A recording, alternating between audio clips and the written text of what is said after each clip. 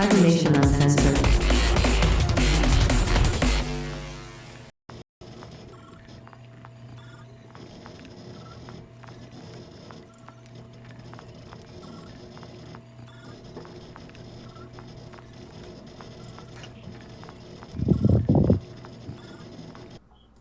Hey, we're officially live. Everybody can see us and hear us now. Hopefully they can.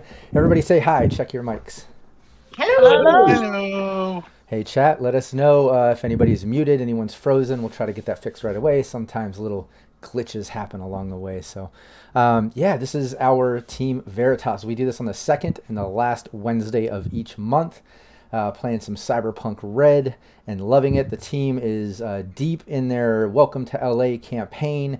But before I get into the team, you know what the team is about and the current campaign, and we get into today's session, let's first do like we always do. Let's go around the table. Everyone introduce yourself. Tell people where they can find you online and introduce your character as well. Let's see here. Naomi, you want to start it off? Yeah, why not? Hi, my name's Naomi. I play Cynthia the exec. You can find me under your username MadLassMcGee or MadLass, depending on where you're at. But yes, hello. Welcome Hey. to our adventure. Hell yeah. Jancic. Hi, I'm Jancic. You can find me on most social media as Jancic_1. And I play Wolf the Solo, slightly psychotic, PTSD veteran of the Fourth Corporate War solo. Hell yeah. My beautiful wife, Val Mulligan. Oh, always make me blush. I'm Phoenix, the Fixer. You can find me at cyber_Valerie on Twitter. And later, before we start, I'll describe what Phoenix looks like, since probably a lot of you are new to our channel and forgot what I look like if you've been here for a while. So we'll go over that in a little bit. Yeah, it might be cool when we start it, since we're kind of, I don't know, we're on like all the way in session 5 of Welcome to LA. Maybe we'll start it off just with a quick description of each character, just so everyone can kind of get a visual. That's a good idea. Hey, Jamie, loving the cosplay makeup today. By the way, you look just like the flyer image that got modded all cyberpunked out. I love it. Yep, I'm Jamie. You can find Purple Fire Drake on the Discord group as well as on Twitter. I play Kira, the nomad, the bus driving nomad who you better not mess with her bus. Hell yeah. Oh, and you mentioning the bus, I just realized, we officially all moved over to Fantasy Grounds. Shout out to Fantasy Grounds, official sponsor of Cybernation Uncensored. But I'm in the process of moving over all the assets. So like I haven't moved over the artwork of the bus. And it's like, man, I love showing it off every single stream. And now I'm like, damn it, I can't show it off right now. And you just mentioned, I was like, damn. All right. Well, picture an old school bus, painted all hippie style with like flowers and weird, crazy, purple, beautiful. Yeah, crazy designs. It's awesome. We'll get it up there by next stream. Hey, Will, your turn. Hi, I'm Will. You can find me on Twitter at Billy Huddles, or on just the Cybernation Uncensored Discord as Rook. You can also catch me every Saturday playing in the other game here as Team Nevermore as Gnostics the Netrunner. But tonight I am playing Looper, the gonzo, eccentric, slightly psychotic journalist who makes bad decisions. Sometimes he does. I'll vouch for that. Hey, and speaking of your Saturday, yeah, that's true. Speaking of Team Nevermore, our Saturday stream, shout out to Yutahime. Hopefully I pronounced that right. Yutahime cosplay in chat. She's actually going to be replacing April's character because April has to go on leave for a while. So she's been kind of coming in here and checking out the streams. I saw her in chat a little bit ago.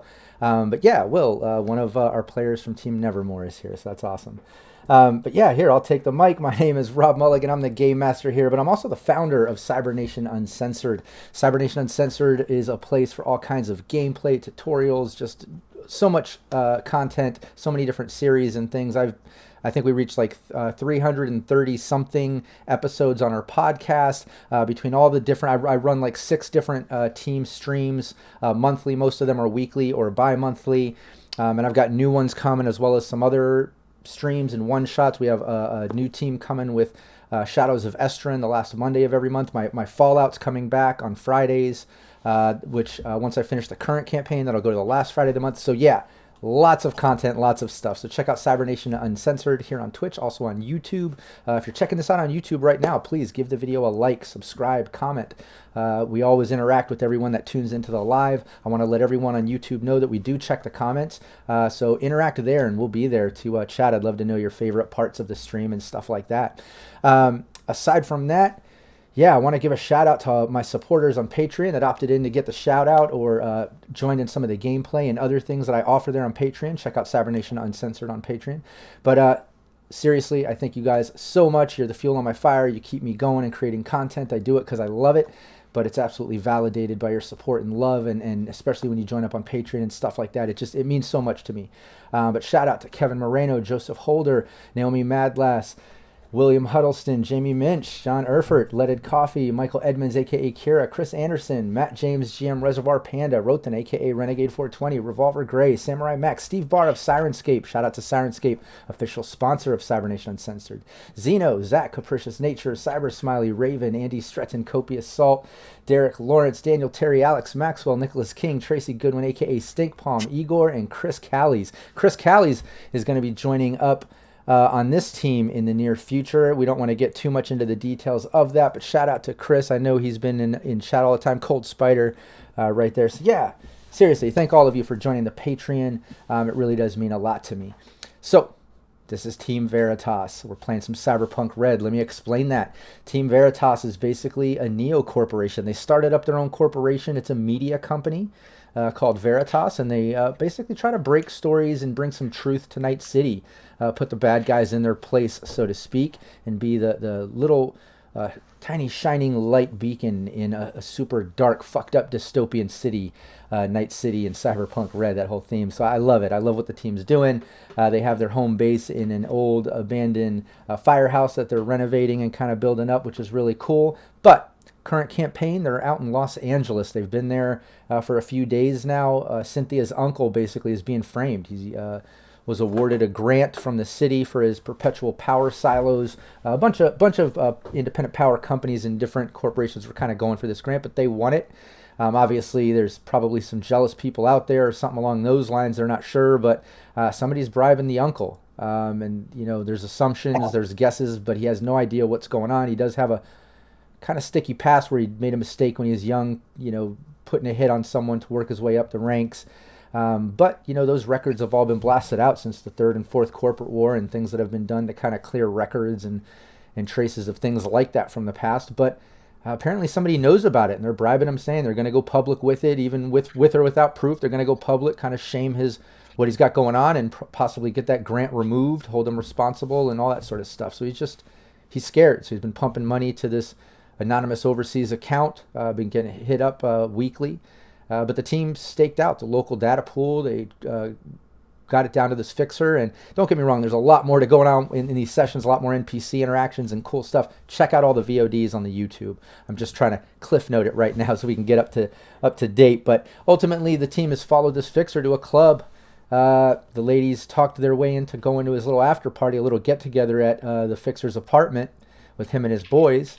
And then they were stepping out, making their way out the street. Just kind of sticky situation. I know Looper kind of got some annoying girls off his back, told him to get some drinks, put it on Babyface, the fixer's tab, which caused the whole situation with the bar and Babyface, and they kind of had to beeline it out of there. But the girls are heading to the after party, and that's when I think Looper kind of stepped up talking to them, and the fixer recognized him from earlier at a previous club or upstairs where he was filming and got kind of busted doing that, or filming him at the data pool. And kind of saw you filming there. You kind of talked your way out of it a little bit, but he was kind of annoyed at it. Now here he is running to you again with the camera. That's where we're going to start today's session, right where we left off. Let me bring up some Sirenscape sounds. That link is in the Discord chat. For the players, you should have the link there. Just open in your browser. You'll be able to hear everything.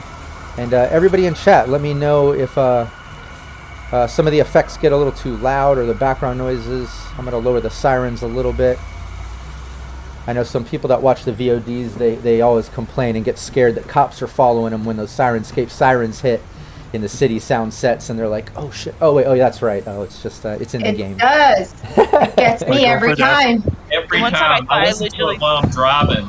I listen to it while I'm driving, and The one time I legit thought Every they single were stopped time, outside Michael. her apartment. I was like, wait. That's funny. It reminds me of that meme that was going around Facebook for a while that was like, please 90s rappers, stop putting sirens in your songs. It's really making me paranoid while driving around. It was something like that. But So okay, true. cool. Always questioning, is that outside or is that game again?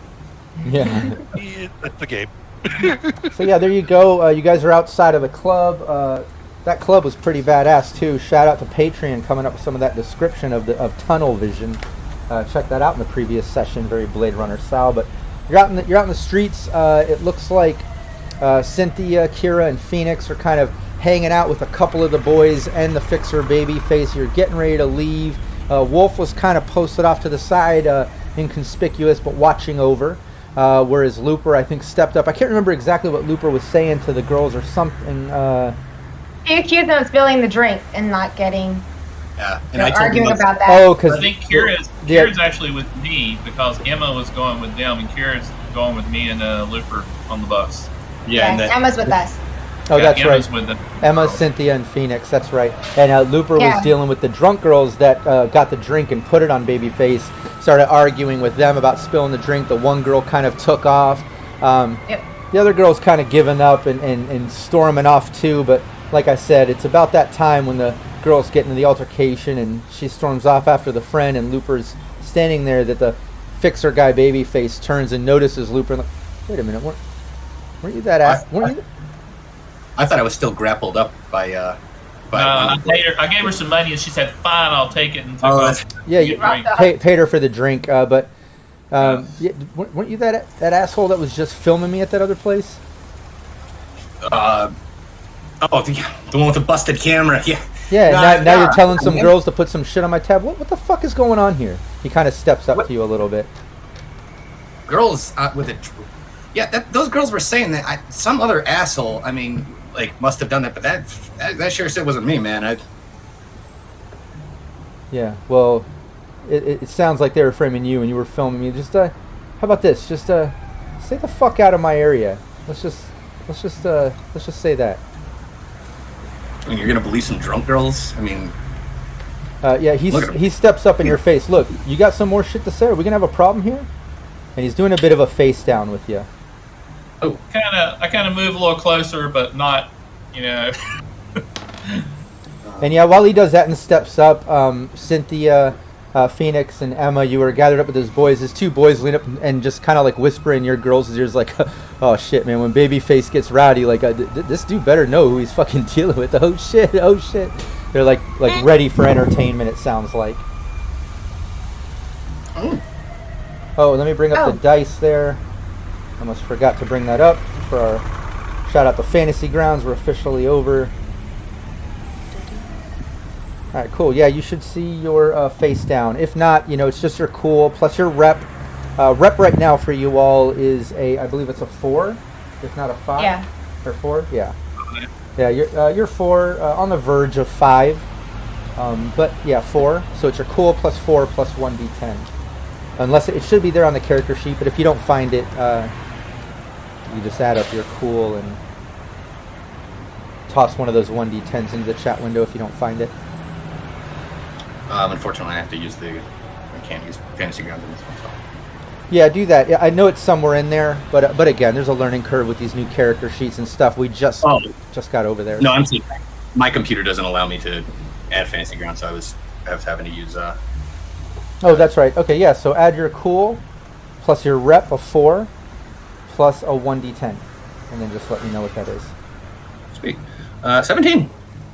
Nice. Yeah, you feel confident. You get up, you know, he kind of steps up in your face, flexing a little, and you're like coming off of the last report and stuff and kind of feeling confident and flex up, but then you just feel like this guy doesn't shake. He steps up a little more, and you're just kind of feel a little out of your element, and he even says, like, "You're not from fucking around here, are you?" And like it makes you kind of feel like you remember, like, shit, all my clout, my last report, all that shit's in Night City. I'm here in LA, like, I'm feeling confident, but you feel a little shook. It's like if you continue to fuck with this guy, you're at a -2 on all actions, or you just need to back down and let him win this one. That's how face down works. Oh, Thanks, Cold Spider, for a +2 to the team. But that's what he says. So you're not from around here, are you? Oh, no, but I mean, it's just new to the area. I mean, it's always good to meet new contacts. Sorry if we got on the wrong foot. I'm sorry. My name's Looper. Yeah. Enjoy LA. Stop fucking around. Stop fucking up. And he turns around and starts walking back to his boys. And yeah, he walks back over and kind of like walks over and puts his arm around you, Cynthia, and just laughs. Man, some fucking choombas coming around from out of city and acting like they own the fucking place. Fucking creepy dude was filming me at some motherfucking data pool earlier. I don't know about that guy. Fucking tourist. And then him and his boys start walking down the block. They start walking away. Phoenix, Cynthia, the two guys with Babyface and Emma. Looper, you're kind of standing there. You kind of left hanging. He kind of at least walks off. No more tiff and stuff. What's Kira and Wolf doing as you see all this go down? Yeah, I'm just standing back smoking a cigarette, watching this go down. As soon as he walks away, I'm gonna walk over to Looper, and I'm like, I'm glad we didn't have to kill him right in front of the bar. Jesus, he doesn't know who he's messing with. Yeah, but he puts his hands on Cynthia, and I'm gonna put a bullet in his head myself. I'm pretty sure that the executioner there can take care of herself, so I don't think you have anything to worry about. I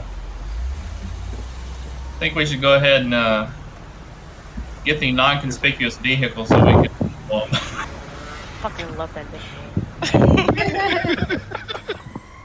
What are you talking about? My bus isn't conspicuous at all. Yeah, Kira's just walking. Once the situation's died down, she started headed towards the bus to make sure they can stay up with them. Nice.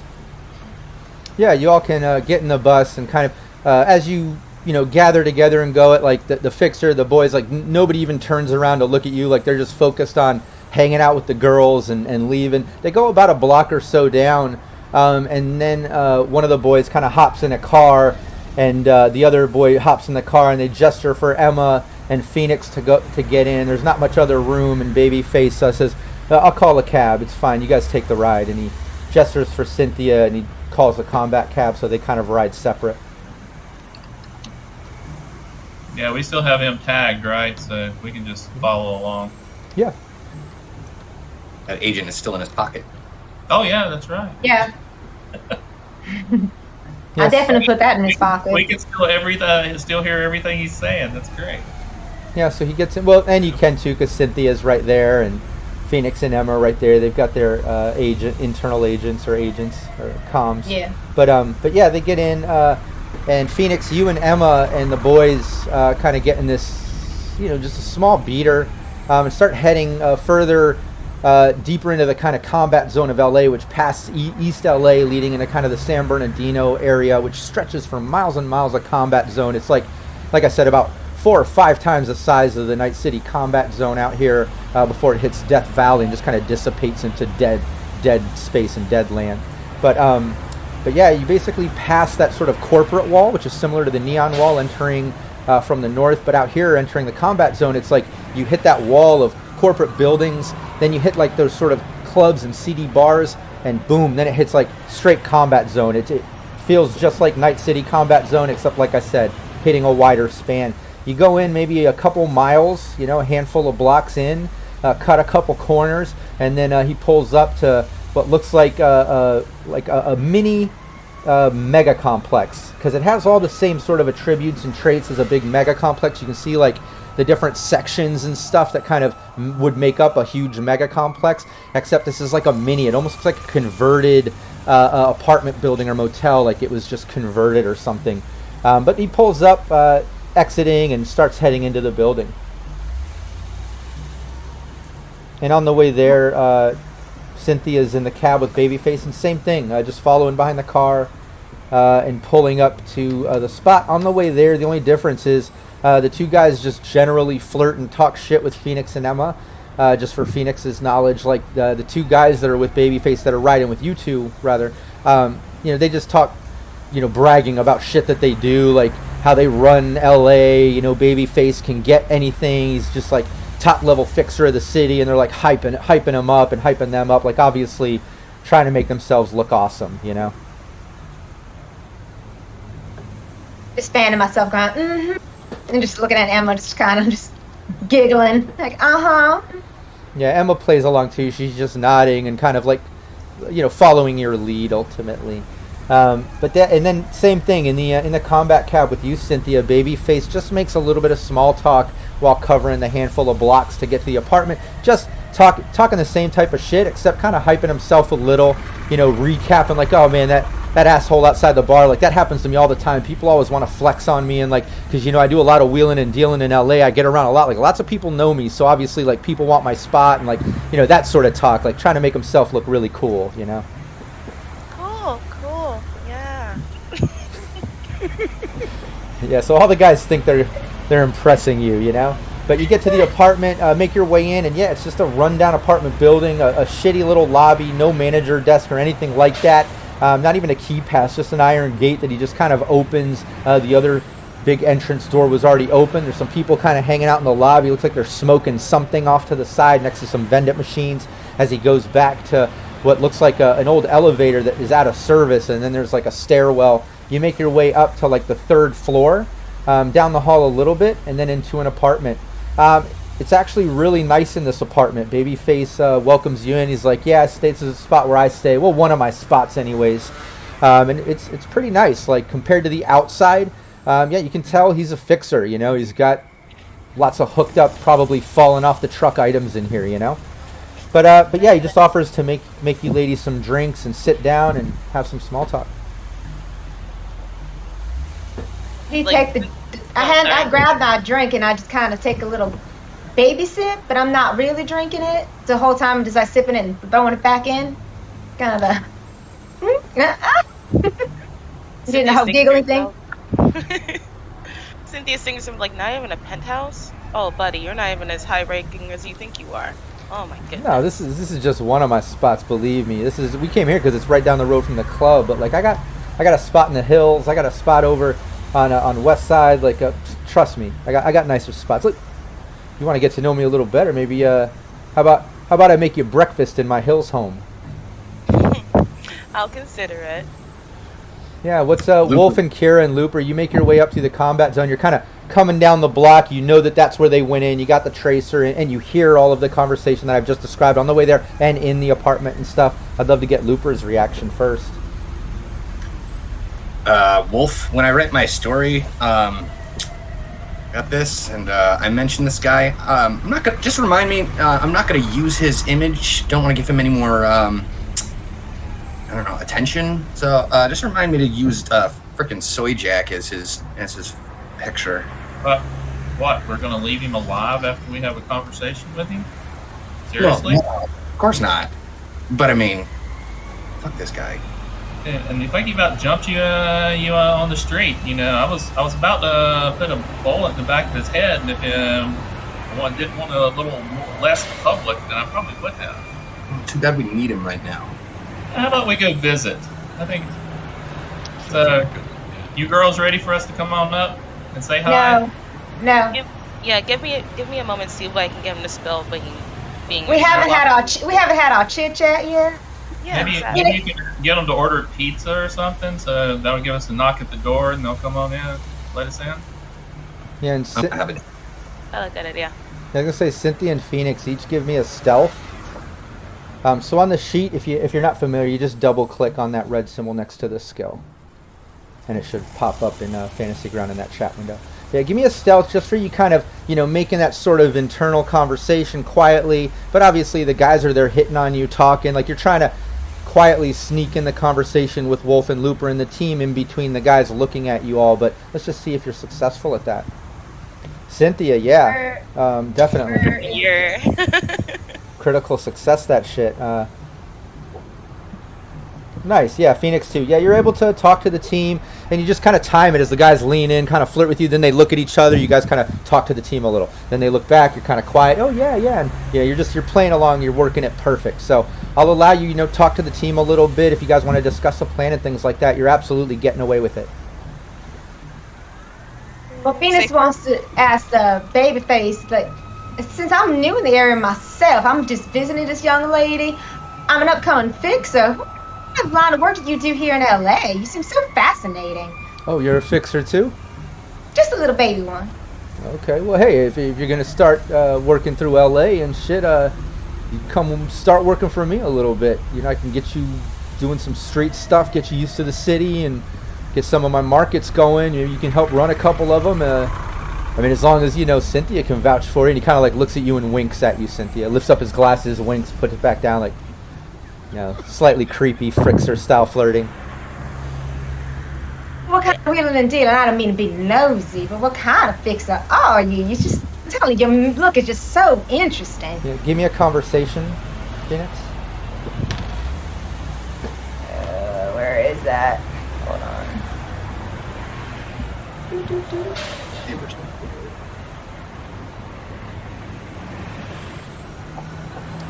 Nice. Yeah, I mean, he leans in and, well, shit, we can break it down now. I mean, I typically deal in, like, information, but I get people hired, I get people gigs, get my boys gigs all the time. I kind of connect people on the boards, and, you know, I'm kind of like a hiring HR sort of guy, right, for the streets. You're wheeling and dealing everything, so you're like almost like the top dog in this area. Oh yeah, most definitely. Yeah. That's what I'm saying. If you want to start working out in LA, like I can get you some gigs, get you started, you know. Are you working on high profile things now? No, not too much. I mean, just normal gig shit, you know. Have you ever done anything like, you know, espionage type of things, like blackmailing somebody, spying on somebody, like, you know, that type of stuff? Yeah, give me a conversation. Gossipy stuff. Mm-hmm. I know. Like, that stuff is really cool. It's a little on the nose there, Synth. Don't be jealous, babe. She called me babe. Jesus. Just lean into Emma. Emma, you hear this shit? These two need to knock it off. They're on the job. Emma says, yeah, I hate when Cynthia gets like that. Looper just eats it up. He's absolutely obsessed with her, I think. She laughs. And I know you hear me, Looper, Emma says. We're hiding our conversation behind my fan, just giggling away like little schoolgirls. Yeah, yeah, Babyface, after talking to Phoenix, like, leans over to you, Cynthia, and says, look, when it comes to espionage and that corp level shit, like, boop, that's the one thing I'm not gonna fucking talk about. Then he looks back to you, Phoenix. So yeah, any when are you gonna stay here now or coming back to LA? I'll put you to work some street level shit or something, or kind of brushing off the conversation with Cynthia a little bit. Right now I'm on vacation, so as soon as I get back, I don't know when, but now I know I have a little contact. That's awesome. There you go. You know Cynthia, well, you don't know Cynthia. Cynthia, she's a high firecracker. Well, I love her. Yeah, I definitely like her. Unless she's a little quiet. Yeah, she seems a little quiet, but my boys kind of dig it. Like, you know, the guys are like, one has his arm around Emma, and just like, not Emma definitely looks uncomfortable. Like, she's smiling, and the guys think she's having a good time, but you guys know Emma, and you know that's a fake smile. You know what I mean? It's one of those things. And but yeah, he's like, oh yeah, no, and he leans over and puts his arm around Cynthia, answering you, Phoenix, like, oh no, like she seemed cool as fuck in the club, had the balls to come up, kind of invite her and you all to come hang out, and like, I like that shit. I love when a girl's got bravado like that, you know? It takes initiative.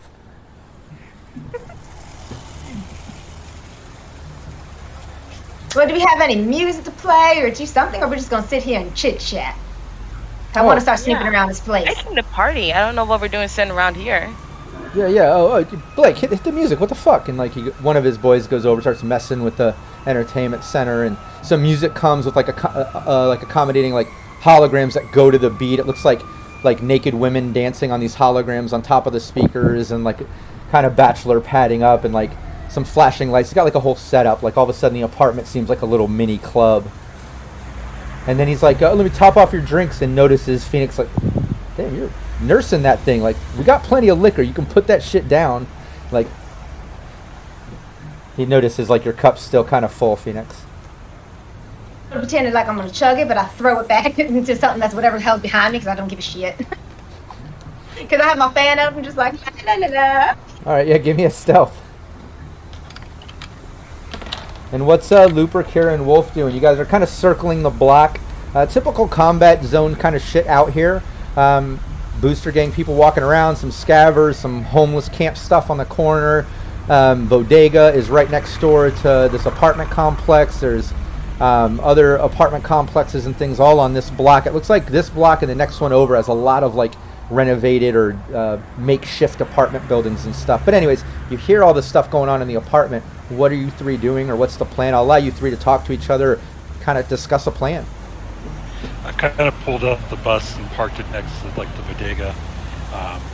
Then I've gone to the back and I'm grabbing my weapons and stuff out of the back. Making sure they're loaded and ready to go. Just waiting for a signal. Got the sniper rifle ready. Looper, what the fuck? I didn't know you were all into Cynthia like that. I mean, I knew y'all had, went out a couple of times, but Emma apparently has a scoop. You hadn't told us about this. What's up? Hey, man, it's just, it is what it is. See where it goes. Let's not jinx it. Knock on wood. I guess I need to talk to Emma about it, because you're not forthcoming, are you? Well, so the whole time I am locking and loading weapons. I have everything all over me. My bow, my assault rifle, heavy pistol, combat knife, tomahawk. I'm getting ready to go. Insults. Insults, bad looks. You're ready for anything.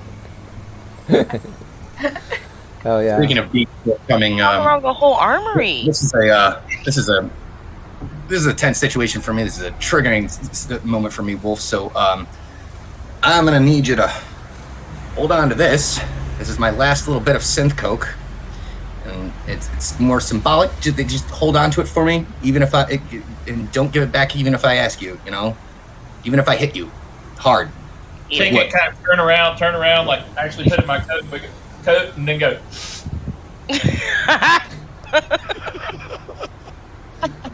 Nice. Has Wolf done that before? No. I'm not actually doing it. I'm just okay, pretending. To the side, and then I'm doing wipe my nose. Oh crap! That burns like the real stuff. Damn. Funny. The real riot wolf. I just have the one pistol. I said don't give it back to you. Yeah, but you need to have it. You need to hold on to it. That's the symbolism of it. I mean, is it symbolism? Reach in like a jacket. Even if I hit you hard with wood. Oh. Okay, sure. Looper. Let's be real, buddy. Yeah, I figure we just wait on the signal from them. I mean, I think they have it under control right now. Yeah, and then, I say we just. What was that, Looper? I say, fuck this guy. He's not going to divulge anything. So I mean, if we haven't been nosy yet. I hear you guys jibber jabbing. Like, we're trying to be nosy in their place. I want to go sniffing. He'll sure talk with you. Sniffing and snoofing. Yeah, we haven't opened any doors yet. Grabs 3 glasses, puts them on the table, and pours everyone a hard drink. Oh yeah. Oh, this is the good stuff. Nice. And back over to the apartment. Yeah, you see, Babyface and his 2 boys. They're all partying. You can tell he's a little bit buzzed now. He might be working on a little negative mod on some social skills and other skills right now. You can tell he's kind of buzzed. So he's kind of affected. It also looks like he might have taken like a pill or 2 with some of his friends. Like, they're definitely doing more than just drinking, and you can tell he's getting a little bit, just a little sloshed, a little buzzed. But again, they're just flirting and making casual talk. I'll let Cynthia and Phoenix, as Emma's uncomfortably just smiling and nodding, I'll let Cynthia and Phoenix kind of, lead the conversation or whatever y'all want to do. You're in the apartment partying. So they didn't see me spit out my drink, right? No. That stealth was awesome. I forgot to mention that. Yeah, that was great stealth. You toss it in the back. It ends up, just hitting a fake synth plant that's over by the front door. Yeah, try to save someone. Listen, I actually just get up and get Emma up so she's not sitting there so uncomfortable in a tight grip, and we just start dancing as I'm trying to snoop around and look at stuff. Cynthia kind of grabs the bottle of alcohol and starts pouring the guys drinks and acts like she's gonna pour drinks for the girls, but gives them a smidgen, not like a full drink like normally would. Nice. Yeah, you start pouring drinks. You kind of fake them out. Phoenix, just for fun, give me a dance skill check, just for fun. And I have 0 into dancing. Just go for fun. But yeah, the guys are just they're entertained. A couple of the boys are just watching Phoenix and have a dance. They even get up and start kind of dancing with you, and you're doing awesome. Like it completely makes the guys get up and start dancing with you. And you can tell they're buzzed. They're not dancing well at all, but with your critical success, you look like a professional dancer, especially to them while buzzed. Emma's even impressed. She's like, girl, I can't keep up. What the fuck are you doing? Like, she's trying to dance. I look over at Cynthia and I'm like, stop looking at a dad. Just showing it all off. Yeah, and then Babyface leans over to you, Cynthia, grabbing one of the drinks you poured for him and kind of chugs half of it. And you can tell he's kind of sloshed and like, damn, your girl can tear it up. You dance too? You want to dance? I do, but I'm more interested in, you want to do a tour? Because this place actually is kind of nice now. I'm looking at it a little bit longer. Yeah, I'll show you. Check this out. He kind of gets up and takes you past the bathroom in the back and then into the bedroom and opens it. He's like, it is not what I think. I'm not just showing you the bed. I mean, we could check out the bed a little bit later, but let me check this out. Look at this shit. You can tell he's buzzed as fuck, and he walks over kind of where the closet is and opens the closet. It's a big walk-in. You see lots of high-fashion clothes and all kinds of shit. Like, guy definitely has money or collects all the shit he steals or whatever. He's got some nice shit. But he goes in there and he just like pulls down a lever that's like above the door frame, and then you see the ceiling kind of drop down, and there's a ladder, and he's like, that's roof access. You see that shit? Had that customized. I can get up on the roof and pimp out. You want to sit up there, have some drinks? Oh my gosh, yes! Yeah, he goes up. I'm a little prank like stuff. Yeah, pops the hatch. You're up on the roof of this crappy modded out mini mega complex. You're maybe about, it feels like about 4 or 5 stories up right about here. But you're up on the roof. You can see kind of like the skylight of LA. And in fact, I'll bring up that image from Fantasy Grounds. You should all see it in the background there. Just because I love that sort of imagery of Los Angeles. Although this is night, you can imagine all of that with like the sort of neon glow coming from the city. You can see the corporate wall kind of almost silhouetted out with the neon glow beyond that. And then the combat zone, which has this sort of haze from different fires, wrecks, just neon glows, advertisements, that sort of shit. But yeah, he sits up there and just kind of like leans in. He's like, this LA could be pretty beautiful depending on which angle you check it out. You're pretty fucking beautiful too. And he leans in and goes to kiss you. Well, she leans back like, real quick, where's the bathroom? I want to go freshen up first. Oh yeah, no problem. Just downstairs. You can use mine. There's the one in the living room, but just downstairs, left side of the bed, you'll see the door next to the closet. Gotcha. She's kind of hurries down to the ladder and works her way back down. As soon as she gets to the bottom, though, she kind of throws that lever again and closes the roof access. You missed your Fucking jump. Yeah, it closes up. And Phoenix, out to you. Yeah, you're dancing with the boys. Emma's, like I said, like, damn, girl, I can barely keep up. And like the guys are just like, man, you're pretty good. And like, so what are you doing? I lean over to Emma and said, I'm going to distract you. Go be nosing some drawers that looks like maybe office supplies. Just go wheel your way to the bathroom. Go on. And I just started distracting the 2 guys. Nice. Yeah, give me persuasion. You're already dancing awesome, so I'll give you a +2 on that persuasion. That's perception. Yeah, in the bottom left where it says mods, put a +2, and then go to your character sheet and click persuasion. Character sheet. Wait, where is it? Where is it at? Persuasion is on your skills tab on your character sheet. Should be under social skills, I believe. Yeah, there it is. Persuasion, but put a +2 in your mod box over there in the bottom left. All the way in the bottom left. Yeah, I see it. That's really cool. Put a +2, and then you should click it. And then... Yeah, once we get used to all this, it'll be so much smoother. Until then, we'll talk it out. There it is. Yay! Nice. Oh, yeah. The 2 guys are like instantly, like Emma's like, I'm gonna go hit the bat, and the guys are like kind of ignoring Emma, and they're both like checking you out, Phoenix, and they're like, I'm doing like a fan dance. Dancing with you. Yeah, and you notice even the guys are kind of competing a little bit to dance with you, and like you totally have them. whatever you want. Like they're in your control. They're totally dancing. And you see Emma behind you, just kind of like look back and like nod at you, and walk over towards the bathroom. You see her kind of like looking in some drawers. There's like a personal computer off to the side too, with like a little desk set up, and she's kind of like looking through that and stuff, and just messing with some things.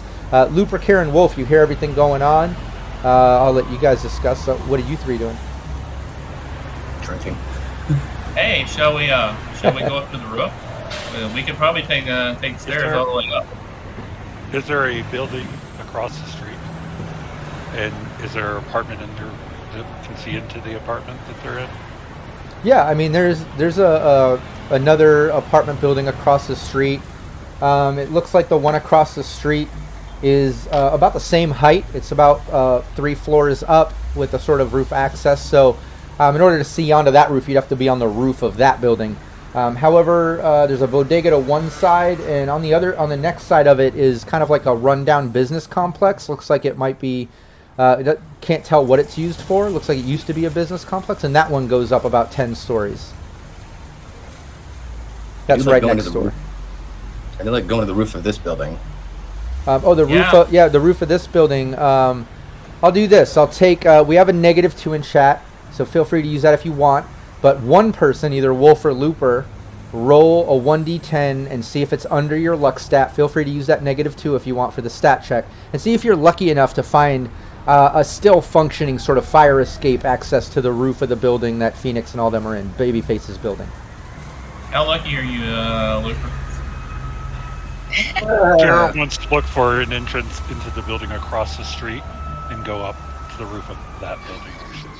Yeah, easily. You get in combat zone sort of spot on your way in. A couple drunk guys harass you a minute, but you just get right past them and make your way up. No security. Getting all the way up to the roof. When you get up to that roof of that building, though, it looks like there's a homeless guy sleeping up there. But you can clearly see across the street to the other apartment building. You even see Babyface sitting kind of on the edge of the roof, just kind of out looking over LA, sipping on a drink. So I just get up in position towards the edge of the building and prop up the gun, and I'm ready with my sniper rifle whenever needed. Nice. There's a +2 and a -2 from Storm Wolf, so Got those. let's count that. You want to roll or shall I? Yeah, whoever's got the better luck, I would suggest does it. I'm out of character. I have a 5. Yeah. So, I have the same. Yeah. You got a couple -2s, I think. So either one, and feel free to use -2s if you want. Who feels lucky? Yeah, who feels lucky? I'll try Feels this. lucky. Go for it. Sweet. And I forgot to use a -2, but that's okay. I rolled a 2. Nice. Nice. You find in between the bodega and that sort of apartment complex or whatever that Babyface runs, there's an alley with a wheeled out dumpster sort of thing that's way overflowed with garbage. But if you climb over that garbage, you can clearly see behind that at the end of the alley an old fire escape. It's all rusted out, but it's stuck down, like the pull down stuck down. It goes all the way up to the roof. How much do you weigh, Wolf? I don't know. I don't know. 30, 40, something like that. That looks okay. Geared up the way he is, he's pushing a cool 400. Do you think that thing would hold With all us? those weapons? Yeah. I think it'll be fine. Yeah. You want to go first? I'll go ahead and go. That's fine. Yeah, you start making your way up. It starts making some rusty sounds like crinking metal and stuff, but it's there. It's stable. You make your way up as it's shaky. And you guys are making your way up the fire escape. Kira, you're kind of posted up across the street with your sniper. You clearly you can see Babyface on the roof. Back over to the apartment. Yeah, I'm also keeping an eye into the apartment if I have a view. Just keep an eye on the other people, too. Nice. Health, I wanted to see if I could be quiet. I got an 18. Okay, yeah. Nice. I'll use that as a contested DV in case the opportunity pops up for someone to be perceptive and try to see you there. But other than that, it's kind of a dark alley. No one seems to be paying attention. You're making your way up. Looper, you start making your way up behind him too? Mm-hmm. Okay, cool. Yep. Yeah, you start making your way up. But over in the apartment, Cynthia, you closed up that trapdoor sort of roof access that Babyface had installed. You're alone in his bedroom. You see the bathroom there, his bed. There's a dresser. There's some night end tables, closet. What are you doing? I'm gonna search around his bedroom for a little bit and see if I can find some evidence of what he's doing or some kind of info on it. Nice. Yeah, give me a perception. And give me a conceal reveal as well. Give me both of those. Okay. So 13 perception. And while she's searching the room, what are you doing, Phoenix? Emma's still kind of digging through drawers. She keeps looking at you, telling you to, keep stalling, and she keeps like looking through things. I'm still giving them guys body shots now. I'm just letting them take body shots off my boobs. I'm just like, whoop. Just playing it down I love it. as long as I don't have to drink, I'm just getting them drunk. They're getting drunk, and they're getting drunk, and they're falling in love right now. They're. I'm just like, and I just lean over to Emma. Making me You go up think you there. can get into that computer, Emma? And you can and you can clearly see they're both kind of like competing with each other now. Like they were kind of competing to dance with you a little more. You were tearing up, and now they're like absolute. Like when you pour a shot, like they're like pushing each other out of the way, and like they're both kind of like fighting over your attention now. They forgot Emma's even there, but Emma's in the back. She's kind of messing with things, and you actually see her kind of going like this, like she's in some type of system. Nice. I just kind of whisper over, ooh, girls in the system, yeah. Ooh. So everybody on the columns know that Emma's in the system. They don't know what the hell I'm talking about. Telling it all out. The two drunk guys are like, yeah, we're in the system too. Look at us. Yeah, system. They're like... And at that point, I take out my agent. I just start taking selfies because it's just fun. Yay! And Cynthia, yeah, you go through his room, and you don't really find much other than like, typical sort of bachelor pad guy stuff. You do notice that this place like is pretty dusty. Like as nice as some of the decorations and items are, like the hollow lamp and some of the clothing, like some of the shit is kind of dusty. Like it kind of checks out even without doing a deduction roll. Like this might actually not be his main place he lives. Like some of that shit might actually be true. But you don't find anything. I'll let you do a 1d10. Let me know if it's under your luck stat just to see if you find a drug stash. Because you definitely didn't find anything with that conceal reveal. But he might just have something out in clear view. Let's see. Drugs. Always drugs. Yeah, Emma copied everything in there.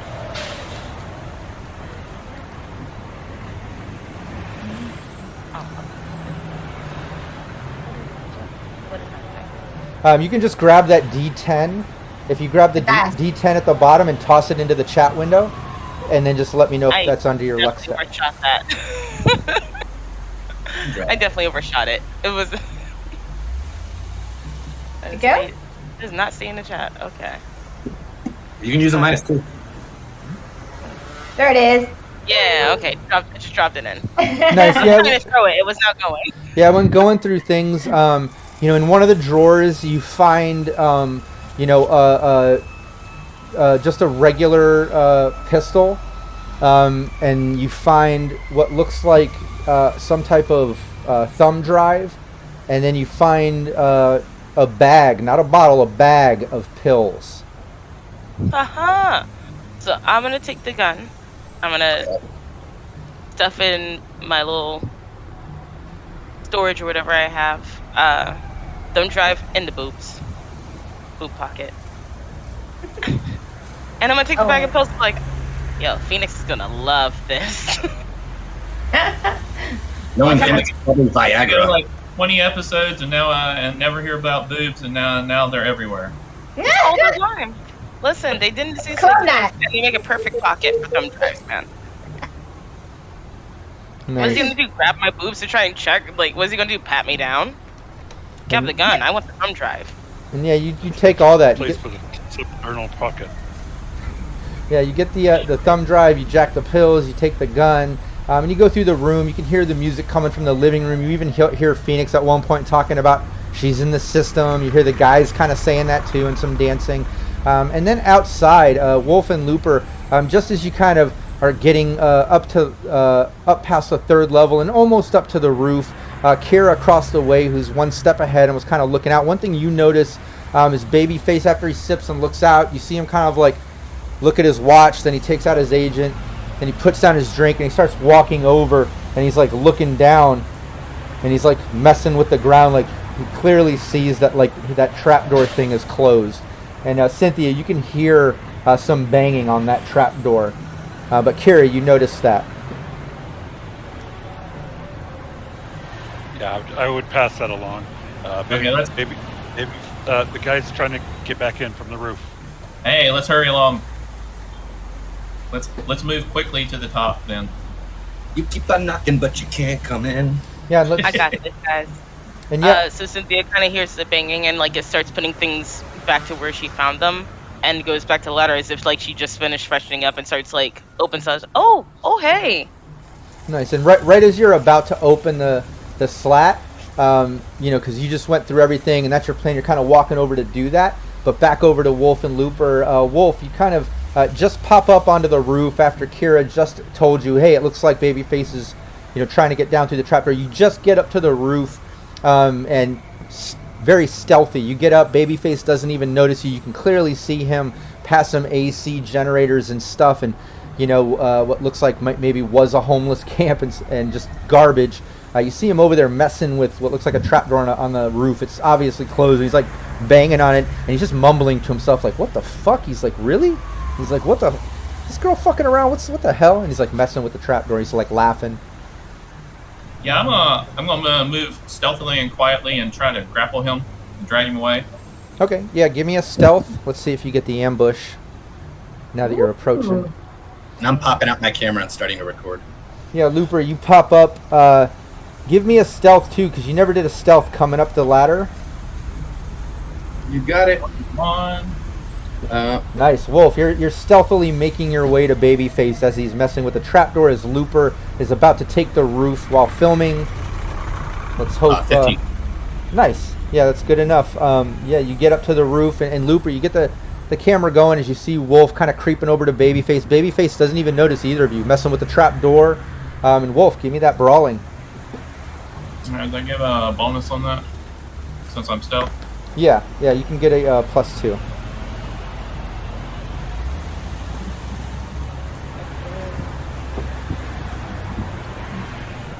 And then you'll still get an action. This is kind of a bonus action. That's how the stealth ambush works. But aside from that, you get the +2 because you're stealthy and he's drunk. Okay, so 16. Nice. Yeah, you grapple him up. You sneak up to the side of him as he's messing with the trap door and just kind of wrap him up before he even knows what's going on. He's just like, what the hell? He even burps a little. What the fuck? What's going on here? Like, you tell he's drunk. But you got a him. knife for the throat. Drag him back away. Move, and this is going through your throat. Yeah, and you still have another action, but you can use that to kind of put the knife up and say that if you want, because you got the ambush as kind of a free action. So yeah, you drag him away from the trapdoor. You say, and he's like, "What the fuck? What is this? What is this?" And Looper, what are you doing? Hello. It's the third doppelganger. It's like, what the fuck? Hey, you wanna Dude, get this on camera? Since The asshole filming me. Are you fucking kidding me? What the fuck is this? poke the knife a little bit while I can keep saying that. And then He starts. yeah. Hey, And then Cynthia, right about that time, you pop that trap door open. Just after the knocking, you hear some scuffling as you make your way over and pop the trap door. Just as you see Wolf kind of pull Babyface away from view, and you poke up and look, and you see Looper filming. You see Wolf grappled up with a knife up to Babyface, and he's just like arguing with Looper. And he sees you pop up and looks at you, and he's like, "What the fuck? Hey, call my boys! Tell my boys! The assholes from the fucking club! Tell my boys!" Here's the thing. Don't be mad. Those are my boys, What? and you have information I want. What the fuck? What is this? And he tries to kind of break out of your grip, Wolf. Give me another brawling. yeah. And again, I didn't pull an initiative or combat order on this. Kind of improv in this scene a little. I like where it's going, so I don't want to put an initiative on that. Tears across the street, keep an eye on the guys down below, just in case. Nice. 28. He's not going anywhere. Yeah, he is not going anywhere. Nice. He tries to break free, but Wolf, you can feel like the strength and skill you have over him is like completely unmatched at this moment, especially him being drunk and you got him. I got some duct tape, and I'm gonna wrap his hands so he can't really do anything. Yeah, you duct tape up his hands, and he's just like, "What the fuck?" He's like, "What is this?" He's like, "Look," and he looks back at you, Cynthia. Your boys, he's like, "Look, I'll pay you. Is this money? What the fuck is this? What is this?" Oh, no. This isn't money. This is familial issues, babes. And Kira, you see all this shit going down. What are you doing or saying? I mean, as far as the guys down below, I mean, they're still distracted. By Oh yeah, Phoenix, Phoenix, dancing, persuasion, shots on the boobs. Like she's got those guys distracted. Yeah. Her guys are tied up below still. Yep. You got time. And Phoenix. That lady has something to say to you, so you better answer.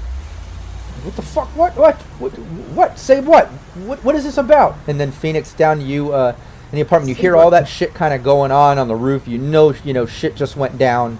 You clearly hear it, but these two guys are still dancing with you, doing shots. Emma's in the back messing around, and then she kind of like turns around to you and just like nods and like walks back over and just starts like, fake dancing a little bit. Oh, I start getting kind of weird, and I take out one of my zip ties and I wrap it over one of the guys' arm, and then his friend's arm, just kind of dancing with it and zip it. Fucking menace, I love it. All right, yeah. Let's see. Give me a you're kind of playing this on the flirtatious thing. Yeah. Give me a persuasion, or you want to do acting? Let's do acting. This seems like it would be more acting. Like you're kind of fetishizing the movement. You're kind of faking the zip tie action to be more flirty. Let's do acting, and then let's just do acting. Okay, and I'm gonna add my +2 of my luck. And you got some +2s in chat. Another +2 from Nutty Artist. I'm sure you're racking them up. So I'll use a +2 from chat then instead of my luck. And bloop. Did it go through? I'm pressing it. You got to double click, I think, on that skill. Nice. No trouble. They're kind of drunk, and you get it around one, and then the other, and they kind of like look at each other and like, what the? And then they look at each other, and you hear one say to the other, like, yeah, I'll get down if you want to get down. I'll get down. And they both look at you, both of us? What's this about? I'll wink and just put it on the other one. Like, And yeah, you've got one arm zip tied to the other guy's one arm. They're kind of like, let that happen, and they put their other arm on you, and they're kind of like dancing, and they look confused and drunk, but they're playing into it. You've kind of persuaded them into that. You're flirting, you're dancing well. It's like they're confused and they're going with it. Emma's just kind of dancing behind them, uncomfortable, and just like smiling at you, but they're not even noticing her really. Yeah, I did that. One little quick thing I could say to Emma. I lean over to Emma and I go, Emma, if you want to excuse yourself from the rest of the party and say I'm done for the night, you can head on out. Just give her the outs to get out of Dodge, because things are going to get weird. One of the guys looks at the other guys, oh shit, did you hear that? She said we're going to get weird. This is awesome. This is awesome. Oh, buddy. And Emma just nods. She's like, yeah, I'll see myself out. You boys have fun with my girl. And they're like, oh, we will. This is... and Emma leaves. She goes out the front door and just like nods at you, closing the door. And Kira, you see, after just a few moments, you see Emma kind of come out the front and make her way down to the bodega by your bus. And she's kind of like leaning up on your bus and just looking around. But back up to the roof. Wolf, you've got Babyface grappled up. Cynthia, it's your turn. Wolf kind of pointed out, and Babyface, answering Wolf, saying that she's got some questions. You need to just answer him, and he's got the knife to his throat, and Babyface like, what the fuck? Okay, whatever. What do you want to know? What is this? Really? Information? You need information. Yeah. Who's hired you? What? Oh, now he looks over to Looper, and he's like, what the fuck? What is this? I think proper introductions are in order. These are my two compatriots. Then we work with what I do. And what we do is gather information about shipbags. Shipbags specifically, much like you. Here's the thing though. You may have been blackmailing the absolute worst person to blackmail. Just blackmail? And like you see his mood kind of change. What the fuck? What is this? What is this? So we know who you are. We just want to know who you're doing it for. What the fuck? Lucia, motherfucker. Yeah. Lucia. What was that? Videoing you? Do you know a man? What was that, named Looper? Lucia? Oh, I said Lucia, motherfucker. Lucia, the man you're fucking blackmailing. Yeah, that's you see him like get like serious, kind of like still looks drunk and slurring a bit, but his mood kind of changes. He goes from like excited and kind of like hyper about everything, like what the fuck is going on, to kind of like a bit more calm. And Wolf, you can tell like he kind of like untenses a little bit. He's like, really? This is about a fucking gig? Like whatever, man. Like yeah, I got hired to send some blackmail shit to a Lucia guy. What is this to you? What the fuck is this? Oh shit, Sherlock. We already know that. Who hired you? I don't know. Some fucking anonymous corp through my merc board. Probably. I assume it's this guy fucking Patrick Hannigan, asshole from fucking Indy Powers.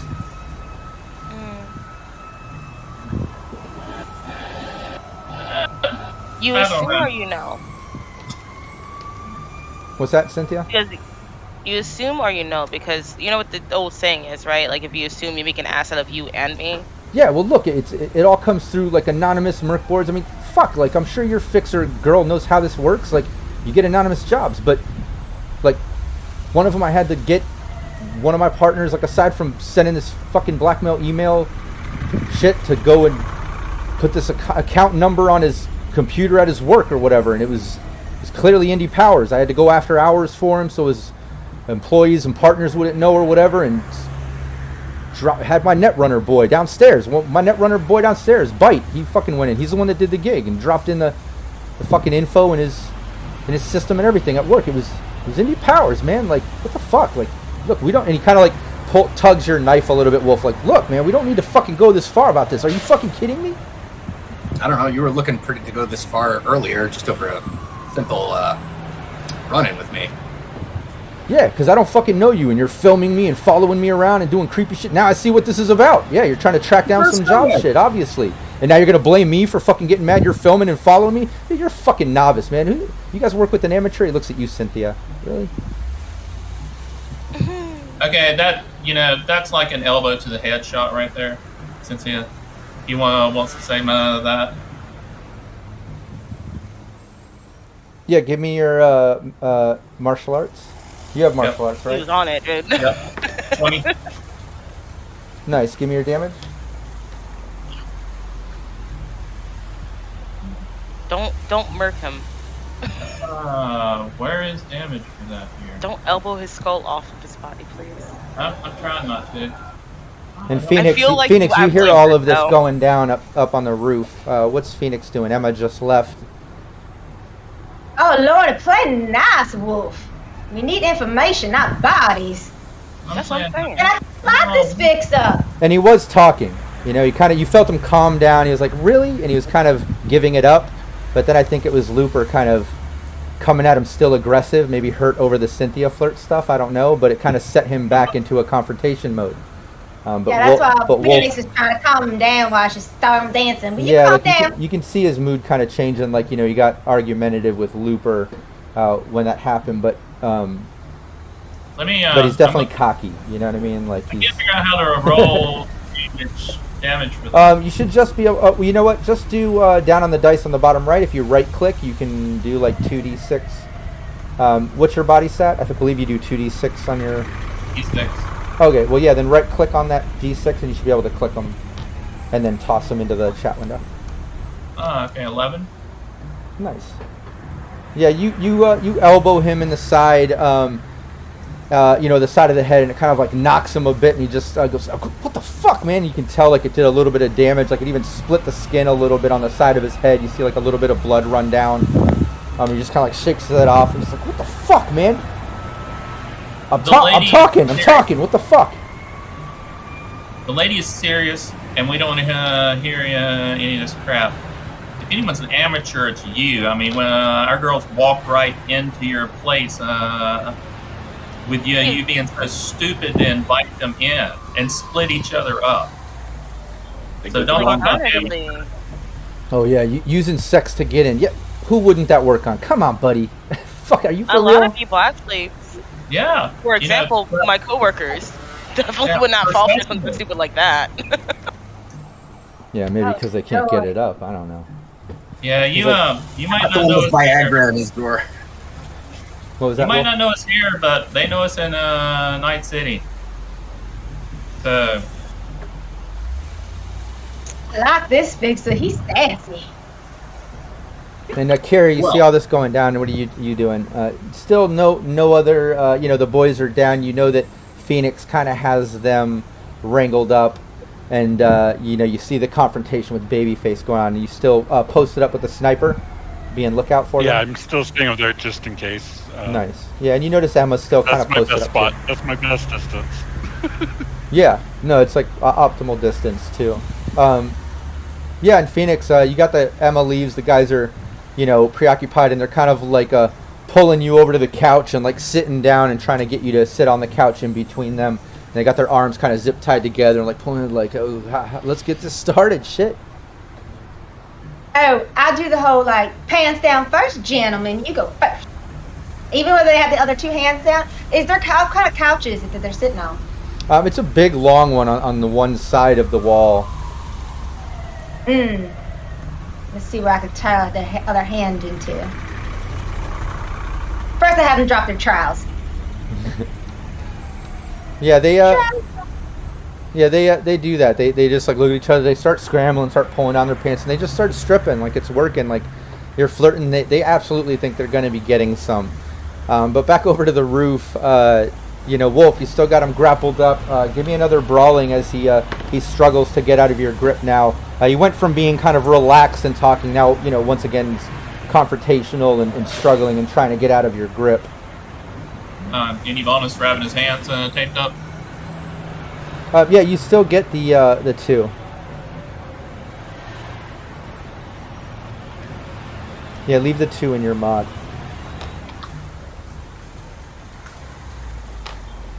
Oh.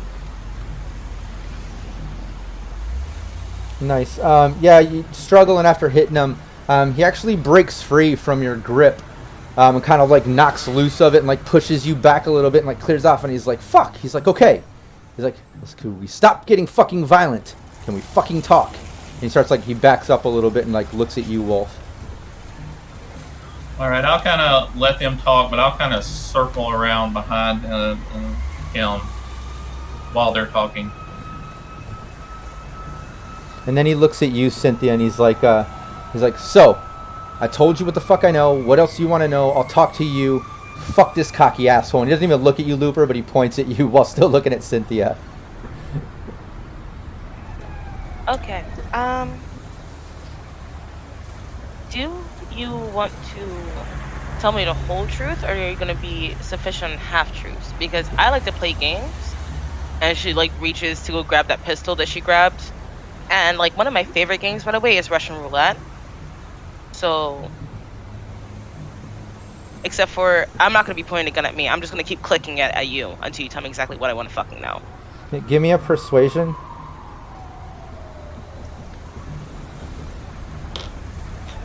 It's not a revolver, so it's just gonna shoot it. Yeah. Exactly! That's the point!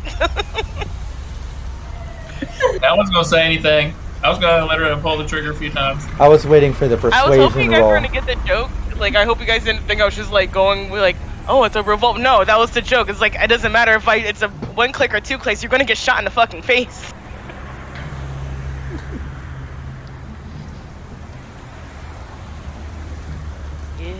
Yeah, look, we don't need to play stupid fucking games. He like brushes himself off some more, and he even leans down and picks up his drink that he had next to the trapdoor and takes a sip, and he's like, this is bullshit. Look, we all work the fucking streets. We can talk about this. My boys are down there probably hooking up with your girls already. Like, do we need to fucking get violent and take it this far? And he wipes the blood on his head and like looks at his hand, and he's like, fuck. Looking up. I mean, Stairs. yeah, we kind of did, considering like you threatened my boyfriend. Also, like, are you jealous of him or something? Is it the looks? Because, like, I get it if it's the looks, but, like, are you jealous of him or something? So Because, this like, is your boyfriend. So you're flirting with me yeah. to get info right in front. I get it now. I get it. And he looks at you, Looper. He's like, sorry about that. Now I get why your ego's bruised. Your girl faking the flirt shit to try. That's funny. Dude, the only person whose ego should be bruised is your dumbass. That's funny. The only ego that should be bruised is you. You're the one who was immediately, you saw boobs and was immediately like, come back to my house, investigate my shit. I'm a big fixer guy. Dude, really? Hey, really? If I can get my dick wet, I'm going to go for it. I'm that type of dude, and I'm sorry if that offends you. And sorry, buddy, but look, it means fucking nothing to me, all right? Like, blackmailing some Lucia guy I don't even fucking know. Like, I give a shit.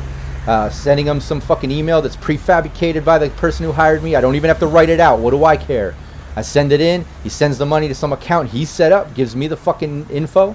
I drop it into his office shit after hours so he can control it or whatever the fuck he needs to do. Get my boy hired. He makes money as the netrunner. I get hired to just drop the email weekly. Like, what the fuck? What do I care? What's the big deal? We could just take him for, and like Looper just is saying this out loud as if he's not here. It's like, we could just take him for a ride, take him to his, other places, confiscate his agent, a laptop, scour those. And then, maybe we throw him off the roof afterwards. Yeah, let's. I was thinking about the throwing off the roof part. Absolutely with that part. I want to throw it off the roof part, but before then. Like we can absolutely just down from here. We can just run his pockets and throw him off the roof. We don't necessarily need him. No. No reason to get violent. Like, yeah, let's. He looks at Looper. Like, we could cruise to my other spots. I like that idea. I don't like the throwing off roof thing, but sure, you guys want to do a little traveling? That's cool. Yeah, we're gonna need your agent. What's that? Yeah, like everything in your pockets, give it to us right now. Please. Oh, I said, yeah, empty your pockets. Everything. Really? So now you're robbing me. I give you all the fucking information, and now you're gonna rob me for my agent? Robbing, murder, same difference. You'll get it back when you were done. We'll make sure it's in your pockets when we throw you over the roof. He shakes his head. Really? Are you fucking kidding me? No. Oh, make sure it's not the one we planted on you either. Oh yeah, we do need that one back. The one in the right pocket. It's the one we planted on you that you didn't even know. Lord. He looks at it.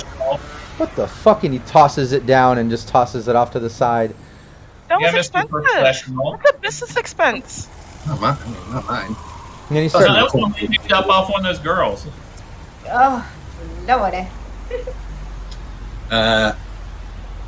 Well, we need some assurance that we're not going to get to your place and be face to face with some other guys. You wouldn't try anything funny like that, would you? Come Mr. on. Face. I've been fucking trying to play ball the whole time. It's you cocky assholes keep flexing on me, putting elbows in my head, threatening to throw me off the fucking roof.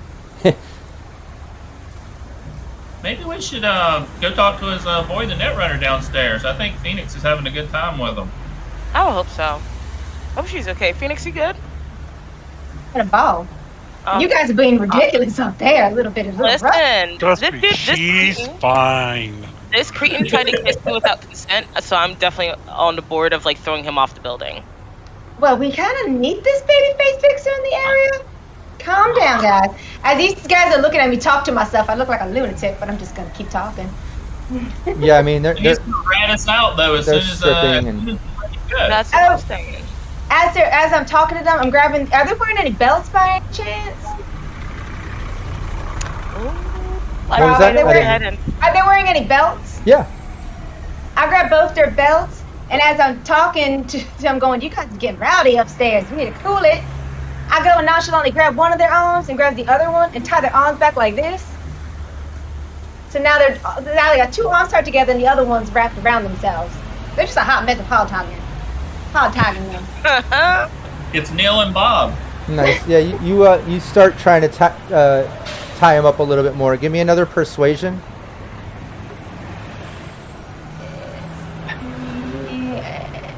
Use one of those +2s on there, if you don't mind. Yeah, I think you guys got a bunch of them. Feel free to use them.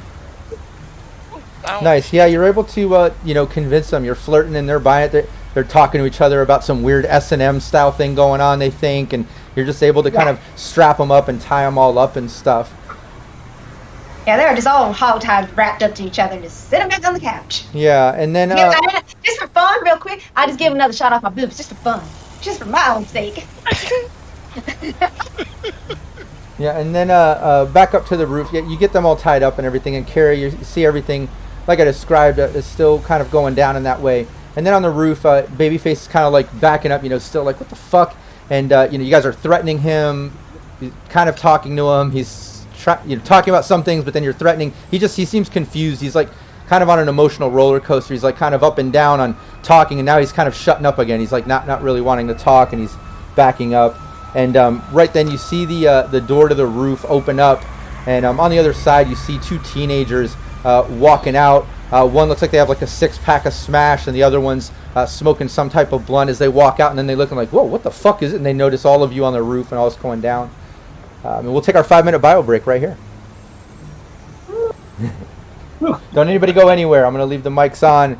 Just as when we get back, the team is going to take it. We might have to do initiative order to see reactions, because now we've got a few NPCs on the roof. So we've got these teenagers just entering with some Smash and a smoke, Babyface backing up, and the team right there confronting him. And we'll see how that plays out when we get back. Don't anybody go anywhere. The mics are hot. Ooh. Okay, yeah, mics are hot. You boys are a mess. Yeah, mics are hot. I'm a mess. Can't take you guys anywhere. I don't know if we need to let this guy keep living. I mean, seriously. Kind of Babyface. Yeah, but I don't want him to go and immediately yell at this guy. I think he'd be a great asset to have in the town, but if he's going to go rat us out, we don't need that happening. They're going to be looking for him. You guys came in real hot. I'm just chilling across the street. Just waiting to snap. We haven't my broke sniper him. scope might be right on the guy, but Yeah, we haven't broke him or anything. He's only slightly bruised. And a little bit of his ego. I don't think he's as professional as he thought he was. Well, we could have kidnapped him and took him to his Beverly Hills place, like he said he had. Oh, nice. yeah, but what other people might he have there? Yeah, That's that's he might We don't know have what might be waiting for us there there. and stuff. That's my only thought. We have the situation here kind of in hand right now. I would say keep him alive if we can somehow guarantee he's going to keep his mouth shut. Who knows with the way you guys are treating him. We can be nicer. We just want him to know that we were serious. We haven't really hurt him a lot, He is a halfway decent fixer, so he's. Well, at least you didn't fall off the the arrow. roof. If I take a shot, the arrow going through him might change that. That would Go around. he would probably be upset about that. Let's see if he tries to run with these two teenagers. I'm gonna see if I can just shoo him off the roof or something. Give him money. Throw money at it. I got an agent up here. I can throw that at him. Tell him to go sell that. Don't hit him with the agent. I didn't mean throw it at him like that.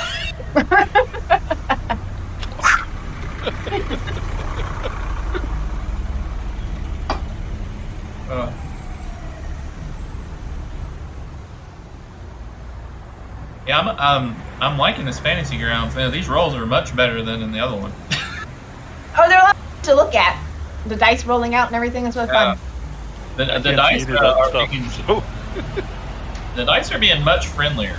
I have no idea of y'all's rolls until Rob starts describing what happened. Oh, yeah. I can't say it.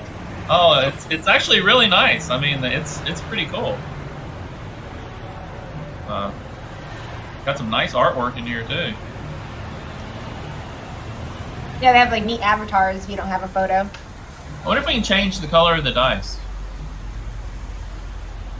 Well, don't mess with it now before you all of a sudden you just disappear. Love it. Start pressing buttons and then we just lose you for the rest of the game. Yeah, it seems pretty friendly Change though. stuff in Get the to middle know of the it. game like I did the last week, changing my name.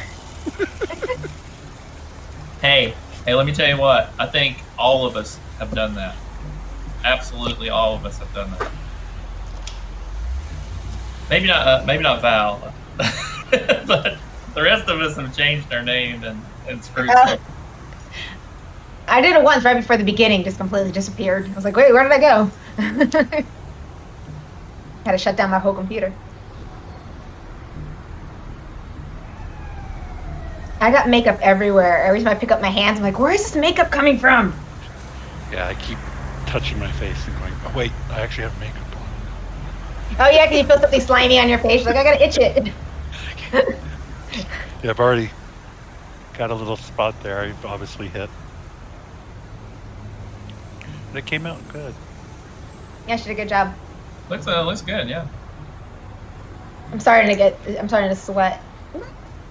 You're fine. Hot. I had to turn off the fan so the microphone wouldn't keep picking it up, so I feel you there. Oh, well, we're having our heat wave here. It's already in the hundreds and 105, 112 in some areas. For the rest of the week. Yay! That's brutal. Not far from y'all. I'm over in Arizona, so. Are you guys getting that same kind of heat wave? Actually, here in Patagonia, here where I am, it's not that bad. It's supposed to get to like high 90s. No, we're brutal. Let me go get water. I just realized I need water. Have a If I was in a different city, I might have an issue. No, we're in the upper 80s here, so I'm not complaining.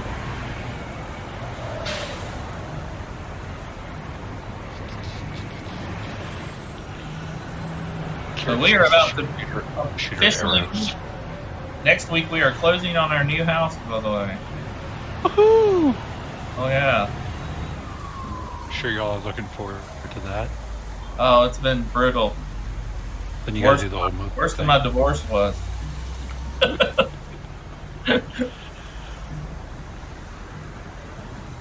Just like drug on and on and on. Yeah, we've got to move in October. Don't know where yet. We'll see where we're going next.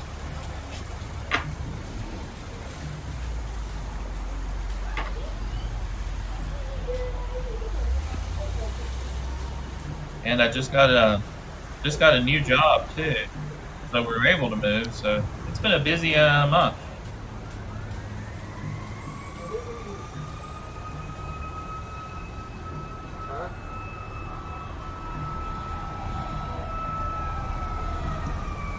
I don't know. I was all for throwing this guy off, but if Phoenix wants to be alive, I suppose we can let him live. I don't know if Looper will though. I'm just waiting for him to make a wrong move. Yeah.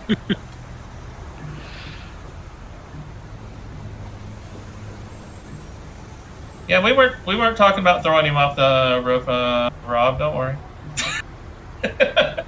What was that? Sorry, I didn't. We weren't talking about throwing him off the roof. I bet you were. You guys try to kill every NPC I create.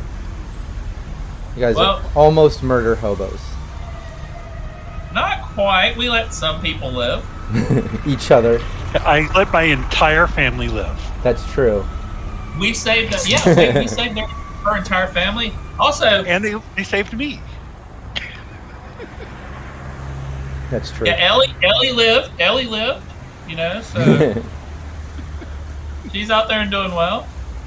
Maybe. Hey, and we saved those two people from the Russians. We let both of them live. We don't just leave bodies everywhere. Yeah, we usually hide them. But I tell you what, though, that in that Russian thing with that creepy spider person that was in that old coffin hotel, that was the imagery there was like brutal. So anyone listening that hasn't seen that one, go back to the VODs where we went into the Russian where the Russians were. There's yeah, that's where Cynthia gains her executioner name. Oh yeah. Where she walks up and pops two of them.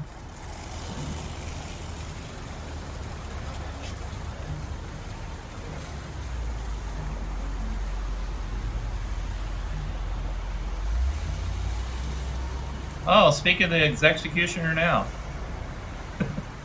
Executioner. Honestly, best nickname.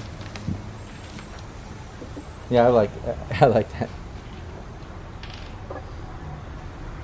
That was pretty funny because I was only about 3 games in from me, and they'd be like, "Oh, we need some firepower," and she walks up right in front of me and like pops 2 heads off these guys. And I'm like, "Why am I here?" That's firepower. What the hell?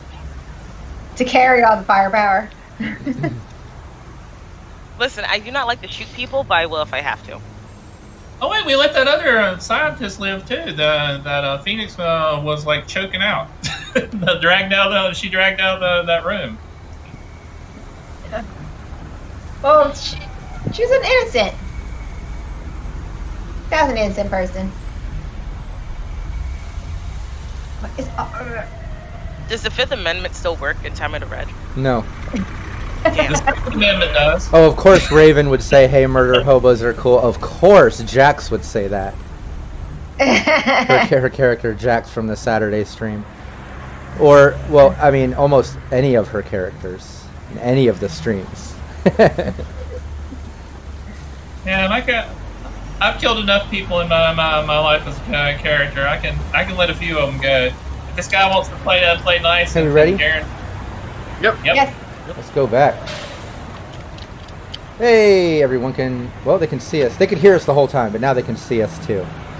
Hopefully while I stepped away, nobody was saying incriminating, fucked up things. And if you were, whatever, it's just more entertaining anyways. Exactly. All right, yeah. No, just minor crimes. Just yeah. But yeah, over to the roof. Yeah, all of you are kind of posted up. You know, Babyface has kind of been backing up. Like, you know, can you not throw me off the fucking roof? I'm trying to play ball here, and he's just, you know, looking, you know, like he definitely doesn't want to die. But he's still kind of confident. He has like a weird swagger to him. You know, he's definitely a fixer. And then the door to the roof opens as like some teenagers are stepping out. Looks like they were about to hit the roof to do some drinking and smoking or something. But they step up and they look like, whoa, what the fuck's going on up here?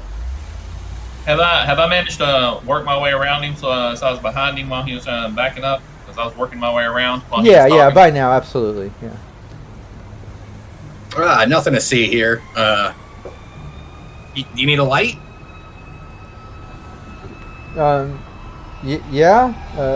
He kind of like lifts up with the blunt and like leans in and you light it up and they kind of like look at everything going on and Babyface even smiles and says, Everything's good, right?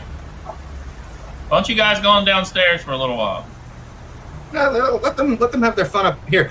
I think we can take this back downstairs, right?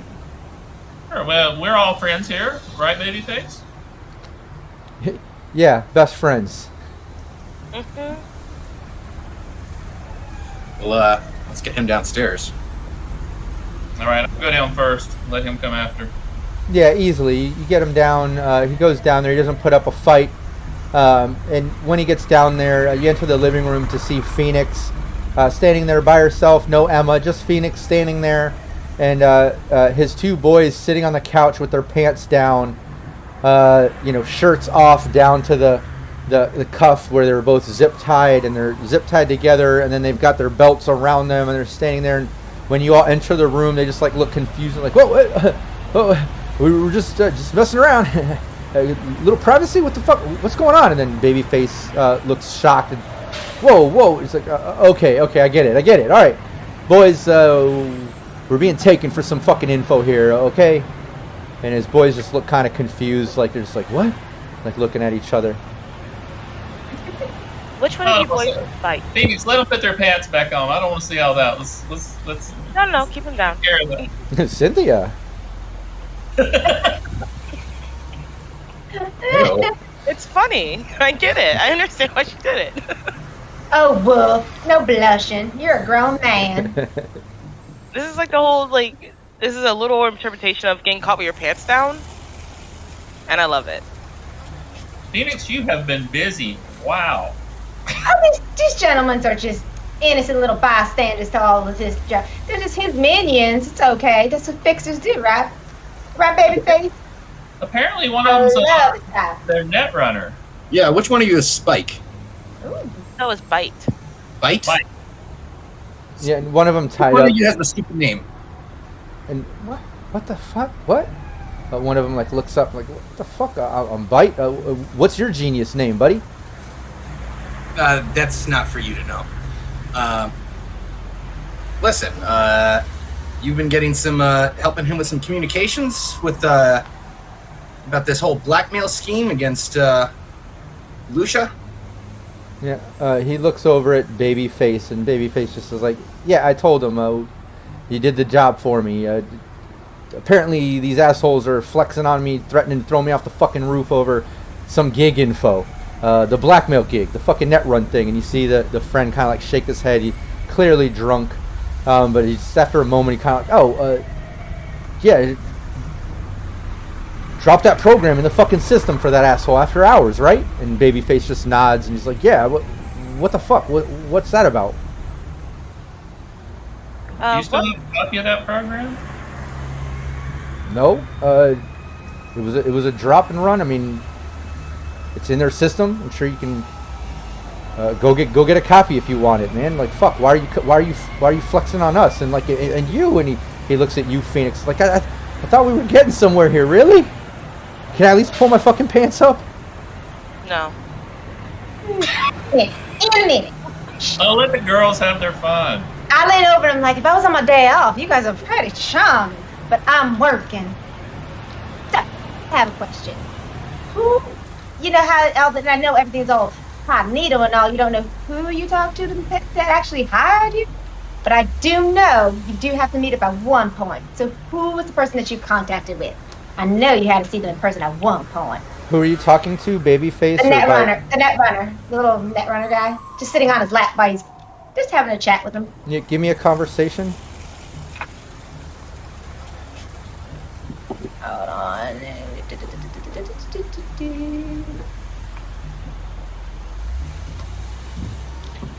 This time Kara communicates that she's heading back down to the bus since they seem to got the room kind of wrapped up right now. Yeah. Thanks, Eagle Eyes. That was not good. Nice. Yeah, the netrunner just he says, I don't see anyone. Like, Babyface runs the gig. I dropped the program in the system. It was at that fucking Indy Powers. It was fucking Indy Powers, man. Like, I dropped the program there. Well, that tracks. Well, Babyface, Yeah. when do you get your when you get this info that what you said that the emails come all typed up? Where do you get this delivered to? This is all Mercboard shit, man. Like, what the fuck? Give me a conversation, Looper. I mean, don't forget, all your actions, everything you do, you have a -2 on Babyface. Well, can I use a +2 to throw that off? Because he's drunk. He's a little buzzed. He gets it. No. You have a -2 because of the face down. That's what I You thought. lost the That's what I face down. Face down. He's got a higher cool and rep or whatever it is. He's just a little bit intimidating. So you've got a -2 to put in that mod. If you go down the mod in the bottom left, you should be able to put literally a -2, and then whatever you roll, it'll.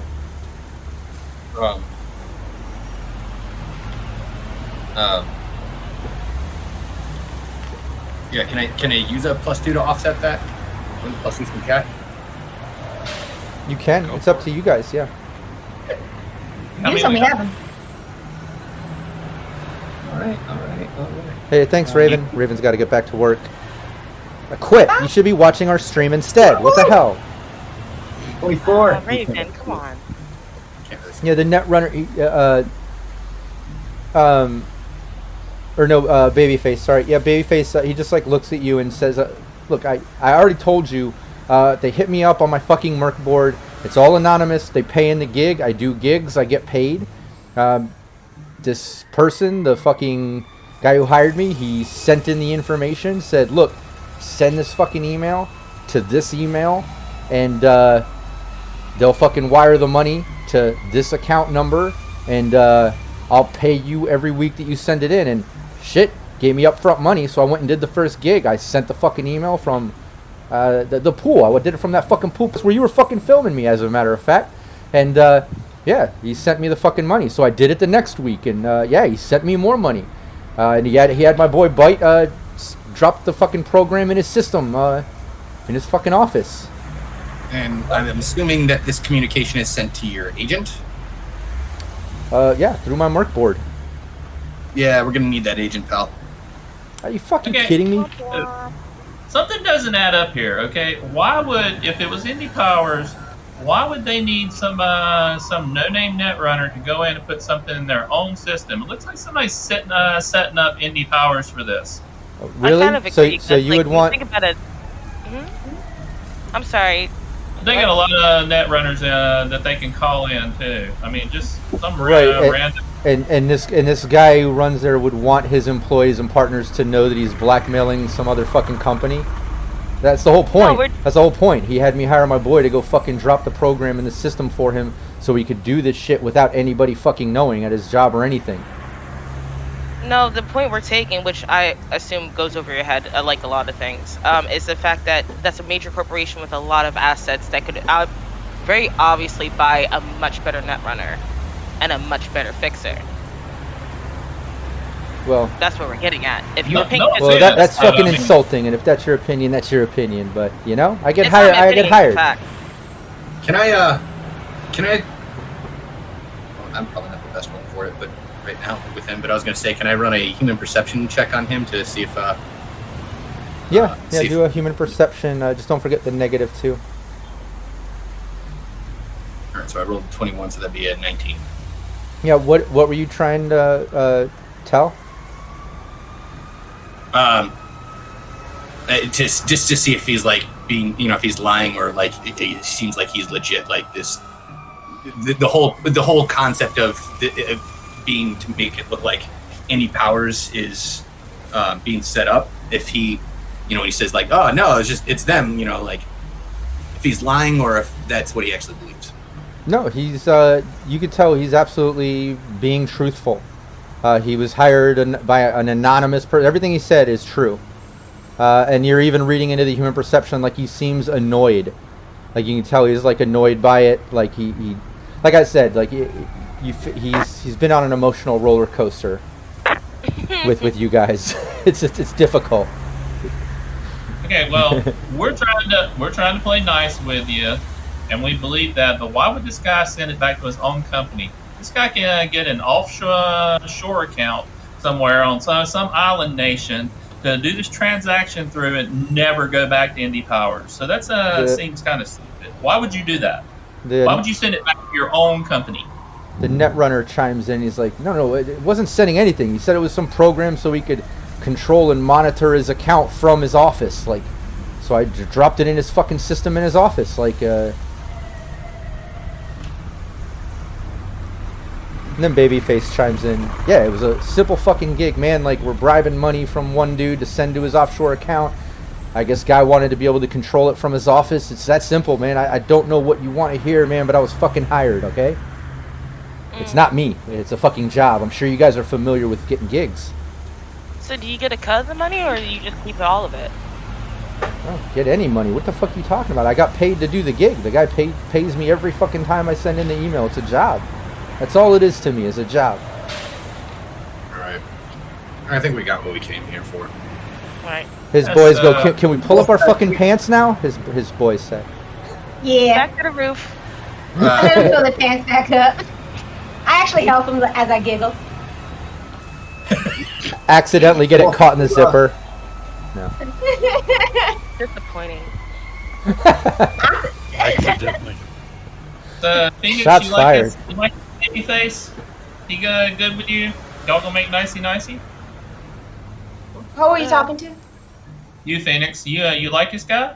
So you want to make some contacts here? I think we should keep Babyface around. I don't think he didn't do anything wrong. He's just like me. We do all jobs. He didn't. Look, I'm picking up on this conversation. Allow me to chime in and say, if the choice is hooking up your fixer with gigs when you're in LA or getting thrown off the fucking roof, let's do some fucking gigs.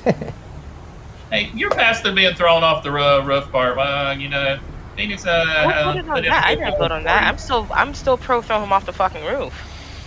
Yeah, Letting emotions get away with you, young lady, just like your little boyfriend over here. Would you not say that in public? and with other people around. You know, talk with you about that.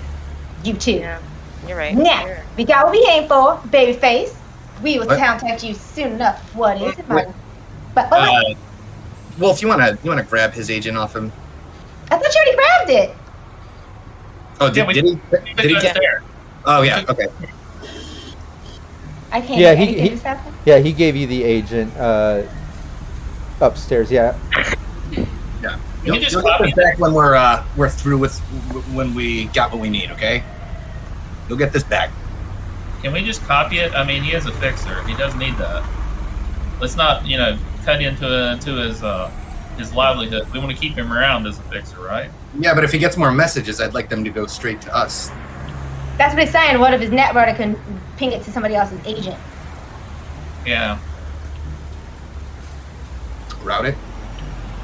I don't know about having his netrunner do it. Maybe we can get Emma to do that. I trust her a little bit more.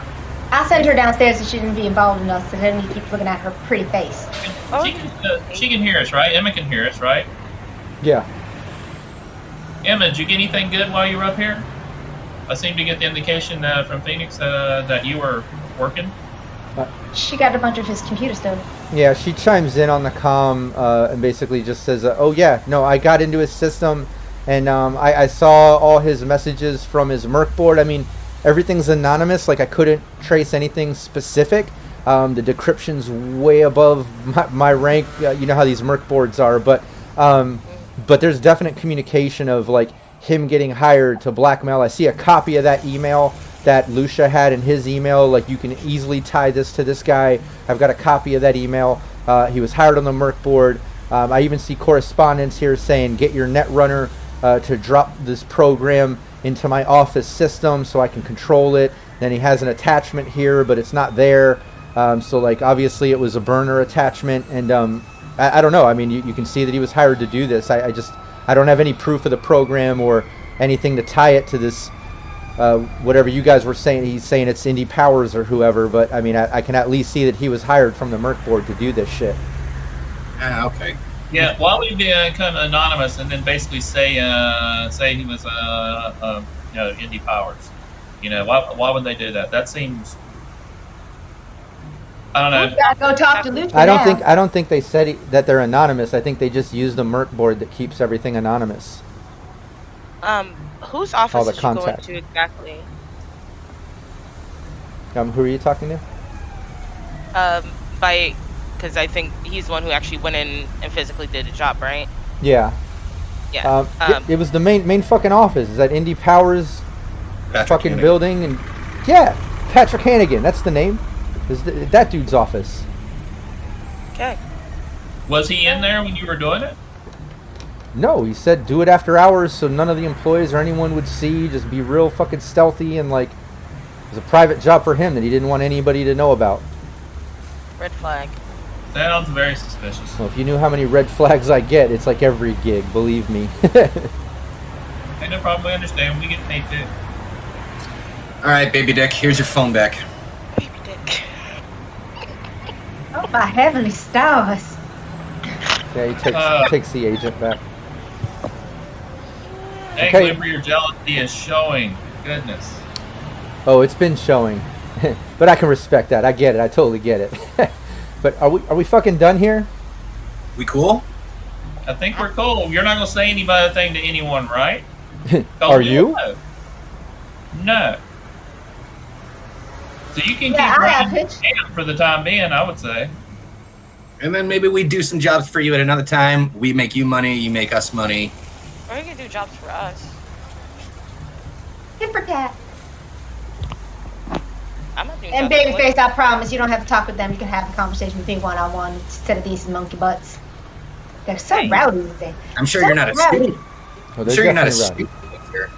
I mean, What was You're that? not- And that's personal. Like you said, it's business. yeah. It's, I mean, it's Did you have any shots before you guys came here? Oh, they had quite a few drinks. I didn't pull any weapons. I promise, Phoenix. No weapons were pulled.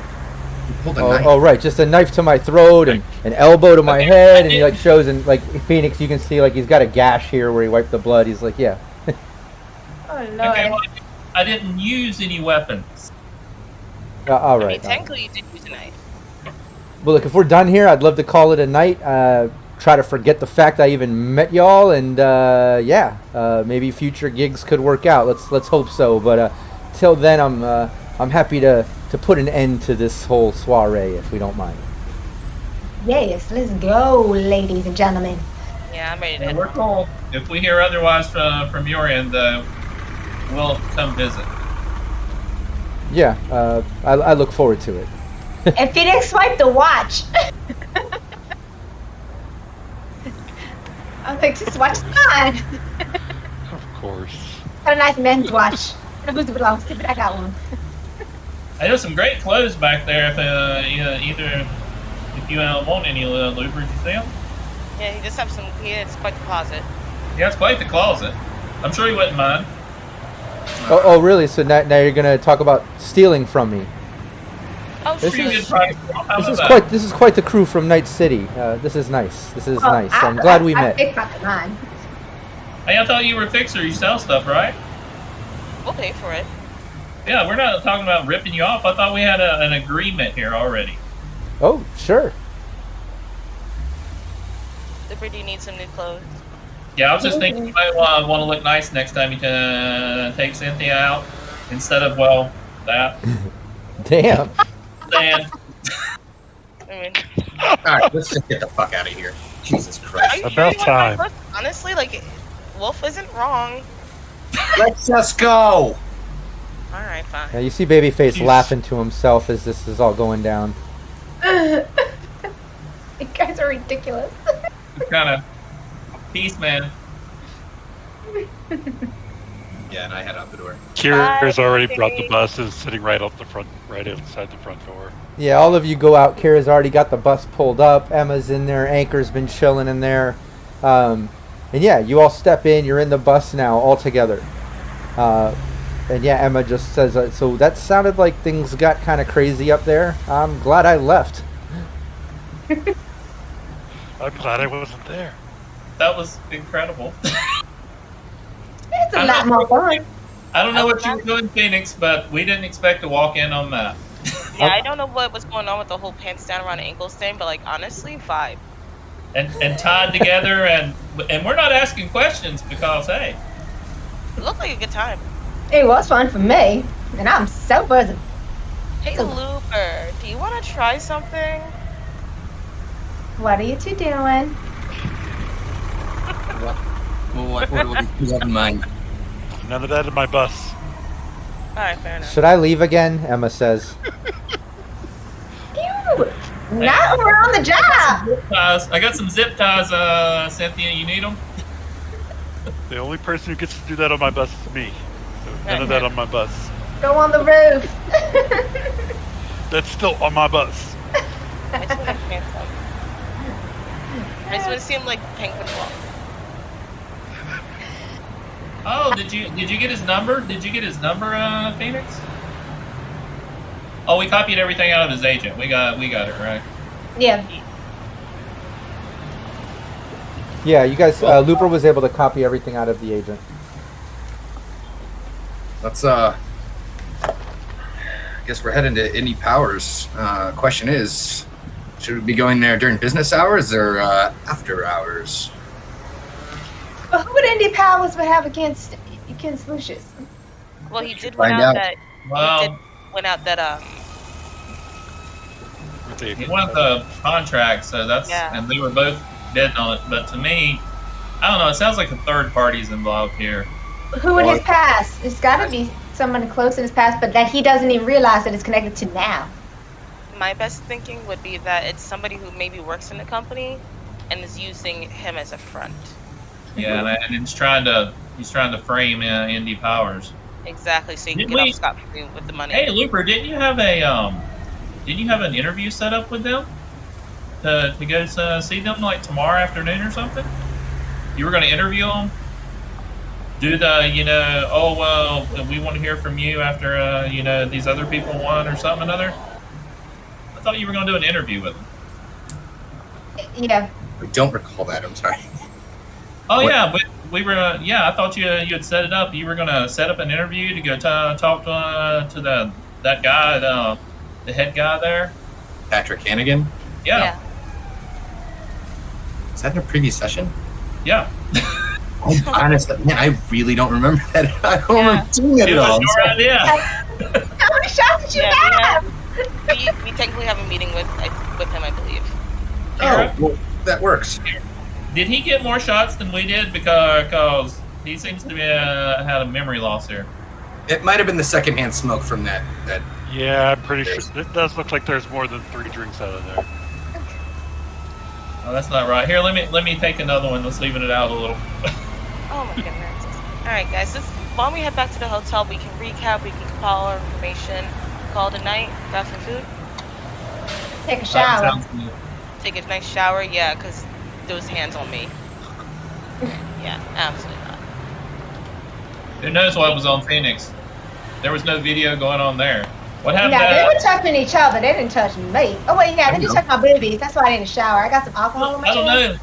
You were giving that one a lap dance when he had his pants down a while ago. So That was You're pumping all sleeping, information. you. Oh no. That was pumping information. But I am a little sticky. Pumping information. Yeah, I'm just gonna keep my mouth shut about what I saw.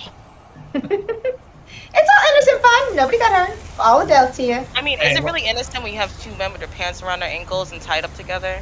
Yeah. I still have my clothes on. And what they tell us? What happens in LA stays in LA, right? That's Vegas. Wrong city. Yeah, and I got photos for my own little keepsake.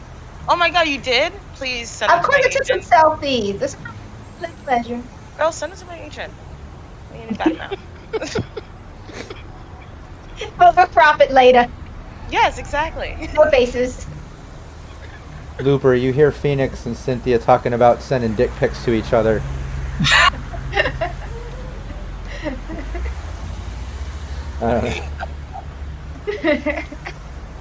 Let's just get back to the hotel, shall we? And yeah, we can. Everybody's agents goes off. Oh no, it's a group chat dick pic share. No, you make I it. didn't need to see that again. Come on. This is the worst airdrop I've ever received. With that, I'm gonna finish off this bottle, Kira, if you don't mind. Why Go does it for look like Surf Village? Yeah, and you can you easily make it back to the hotel. You're able to, wind down, get some sleep, wake up, get some breakfast, kind of start your day. Yeah, you all meet up for breakfast. We'll kind of streamline everyone getting some sleep. I don't think there's any damage to heal or anything like that. You wouldn't be able to do much anyways. You're not taking a whole day off, but I was gonna say after I got them, just on the slide, just randomly sent them to my brother Benny back in Night City. So guys, I had some really bad nightmares last night about being chased by these cylindrical objects and stuff flopping at me. So I don't discuss dreams this morning, but maybe one of y'all had a better one. Was it a happy dream? No, it was a scary dream. It's kind of like when you're running from one of those things and you can't escape and you keep looking back over your shoulder and it keeps getting closer. It was disturbing. Nice. I slept very comfortably. I slept beautifully. Woke up with a smile on my face. I had a dream that I was playing in a razor ball match. I was doing pretty well, except I don't. I couldn't play razor ball to save my life in real life. Oh. I was about to ask if you'd ever played. No, I just watched. Like last night.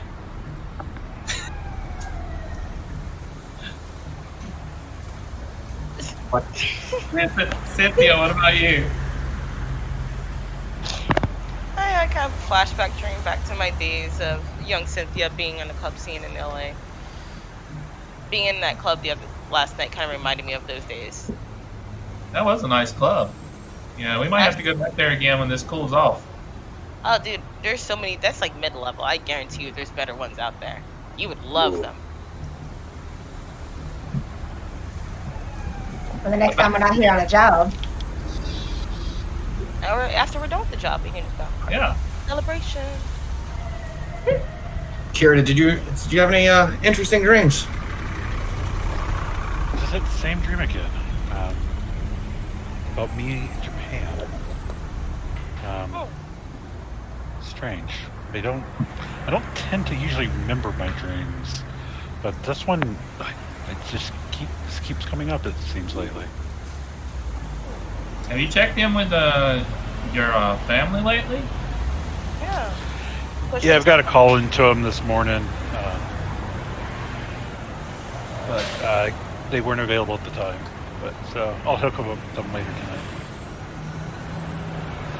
Yeah, I don't believe in that, mumbo jumbo stuff. But hey, 3 days in a row, that's kind of weird. Yeah. That's definitely the universe telling you something. Yeah. Agreed. Definitely got me thinking. So if you need us too, if something's going on. Yeah, like I said, still trying to think through things and figure out. I mean, I haven't been in Japan since I was in my teenage years. So now still have some family back there. I've definitely got to think about it.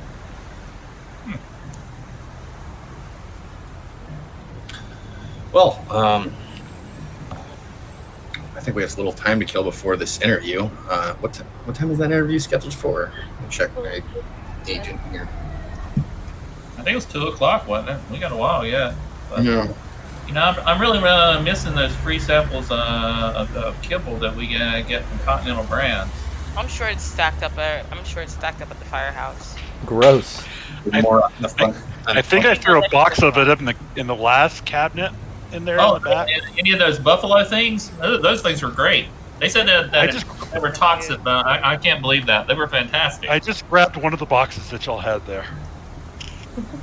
Oh, let's see what we got. Wolf, I would definitely slow down on those, buddy. They're pretty good. I mean, they're good. Okay, But, okay. wasn't there a recall or something?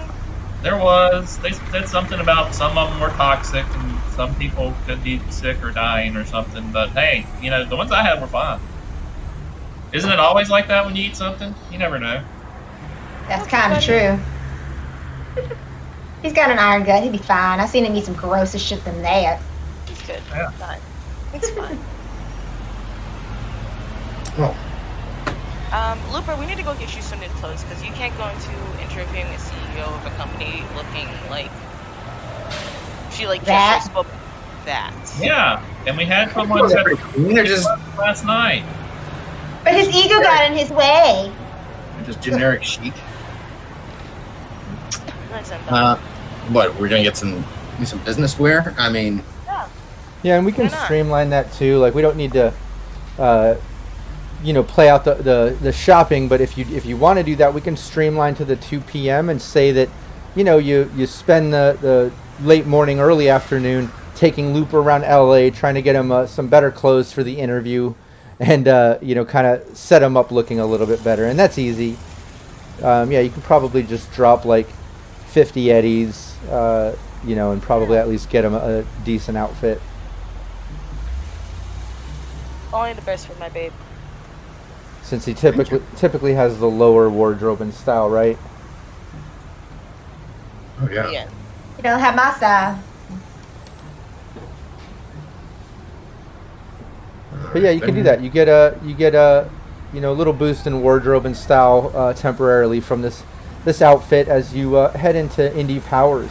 And what you all notice is that you pass that downtown corp area and you kind of get to that corporate wall on the edge of where it starts becoming the combat zone, and that sort of corp wall of last ditch buildings and brands and things that maybe haven't made enough or ranked up to the downtown skyscraper sort of area. It makes sense. Lucia getting the actual grant funding from the city, being in the nicer sort of business complex. But you pass that, you get to the sort of lower level businesses that make up that corp wall, And you find Indy Powers. They're in a multi-mix complex building similar to Lucia's, except this one's obviously more run down. There's not the big, nice, secure parking garage underneath the building. This is all just street parking, public transportation sort of thing. You're still considered in LA, like on the corp side of the city, but past that is where it kind of hits those clubs and other things and gets a bit seedier as it trails off into the combat zone. But you get there, you make your way up to the level. It's only up on level 12, and you get up to Indy Powers. You make your way in. What's everybody doing? Is everybody going with Looper, or what's the plan? I'm going with Looper. Well, Phoenix is going to dress up as like one of his little producers with a little clip. So she's involved in it. Cynthia, what are you going to be looking like? So don't just go barging in. Oh, just general business wear. Corpo chic, so to speak. What about Kira and Wolf? What are you two doing? I think he needs a bodyguard. I'll just carry my heavy pistol with me, and try to put on a nicer leather jacket to just kind of hang with him and not put on some dark glasses. Yeah, and it could work that way. I mean, you are a legitimate media corporation, so it can absolutely fit that way with Cynthia as the exec, Looper as the media. Phoenix can play the producer. What would Kara be doing? She's looking at them going, I'm going to stick out like a sore thumb up there, guys. Unless you've got some idea. Oh. Might not be the worst idea if you want to hang back. Yeah. We could say you were the driver, but Yeah, and drivers usually Wait for the driver to come in. offense. A chauffeur. Yeah, and you could play it as that. I mean, she technically is. She could be the driver that got you there. Her and Wolf could kind of stand together in the back, security and driver, and then you've got Phoenix playing the producer with the exec and media. I think that could work. Do that. Yeah, you I'll do leave that. the sniper rifle back up. Yeah. Back up in the wall in the bedroom. That's probably a good idea. I don't think I should take that inside. Yeah. Yeah, and I can describe what Phoenix looks like real quick if anybody wants to know what Phoenix Oh looks yeah, like. yeah. Go for it. We were going to do that at the very beginning. Let's describe that before we enter the office. Phoenix typically has long hair. She always styles it very kind of differently. Today she has it down nice and long with a nice little braid down on the side so she can look educated and sophisticated. And with her tattoo, her eyes. She can change her eye color. So today she's going to go with, she always goes with blue when she's trying to convince people that she wants to do stuff. It's like very innocent look. So she's going to go with blue shiny eyes. Then she has a shiny chrome arm, her right arm. And she has a pop-up that comes up out of here. So that's her nice little weapon that she always has, her pop-up. And then she has nails. Always has her nails. Now she has light tattoos, but she has the phoenix that goes up her neck. So there's a nice little phoenix here. And the wings spread up her neck with flames. So as you can see in my photo. I don't know if you guys see the photo. And then on her arms, on her left arm, has light tattoos of all the monies. Different type of money, like yang and dollar bills and stuff. She's all about her money. Down. Phoenix always wears mini skirts and her bomber jacket, which I had to take off because I'm hot. She always has her bomber jacket on, her fur, all her jewelry, like Mr. T. She's Mrs. T. But then on her back, she has power and control down her legs, so she always has a mini skirt on to show off her fancy legs.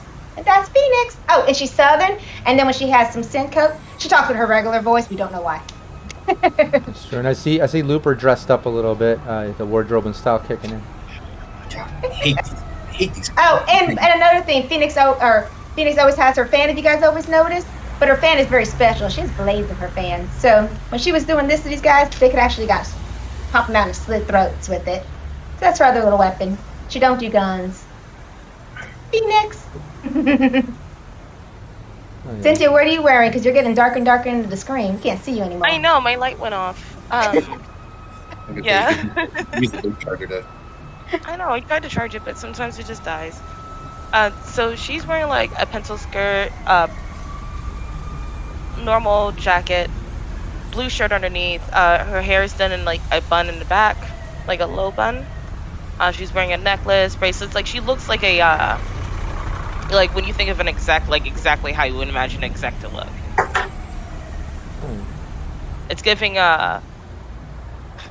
Miranda from The Devil Wears Prada vibes. Nice. What about Wolf?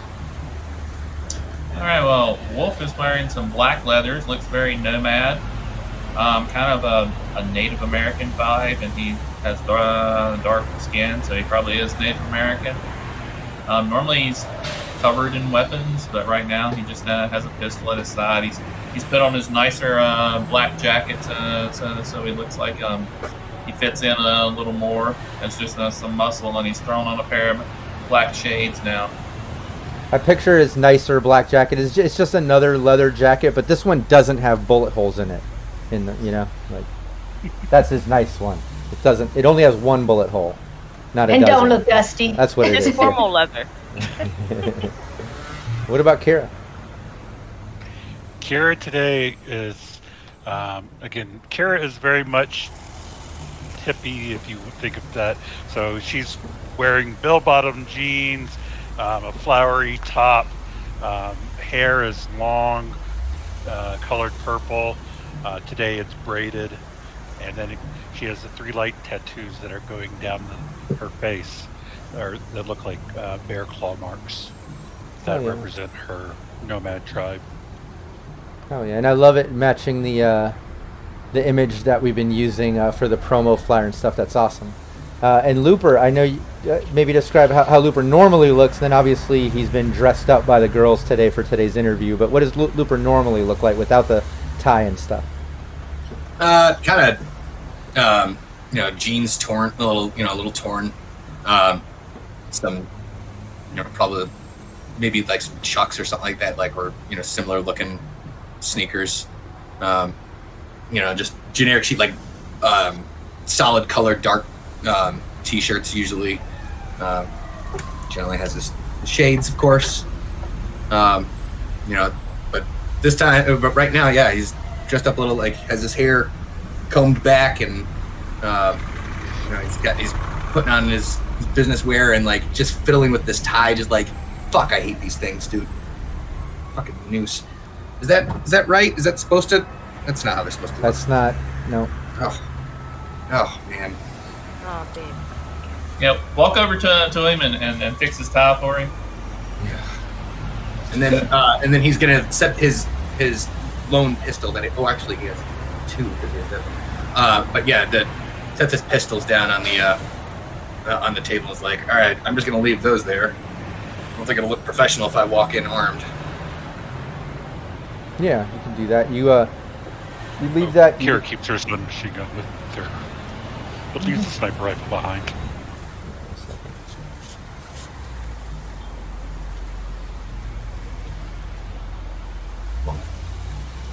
You do that. You get that set up, and you basically make your way up to the office. It's up there on the 12th floor of this sort of mixed complex, and it reminds you of Uncle Lucia's sort of business complex building, where it's different corporations, different brands. Some of them might run a whole level, some just individual offices. But you do notice that this place isn't as nice as Uncle Lucia's spot. You can tell that they got funding where they are, and this company, Indy Powers, did not get the grant.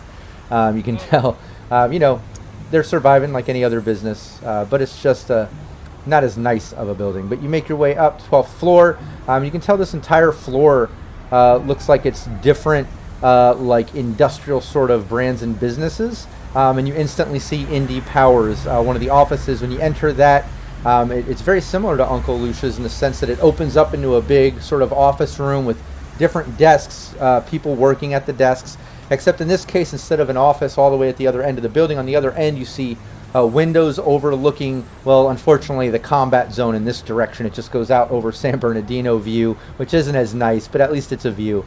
And then to the right, you can see a couple doors. Looks like a conference room because you see the window, and then an office door.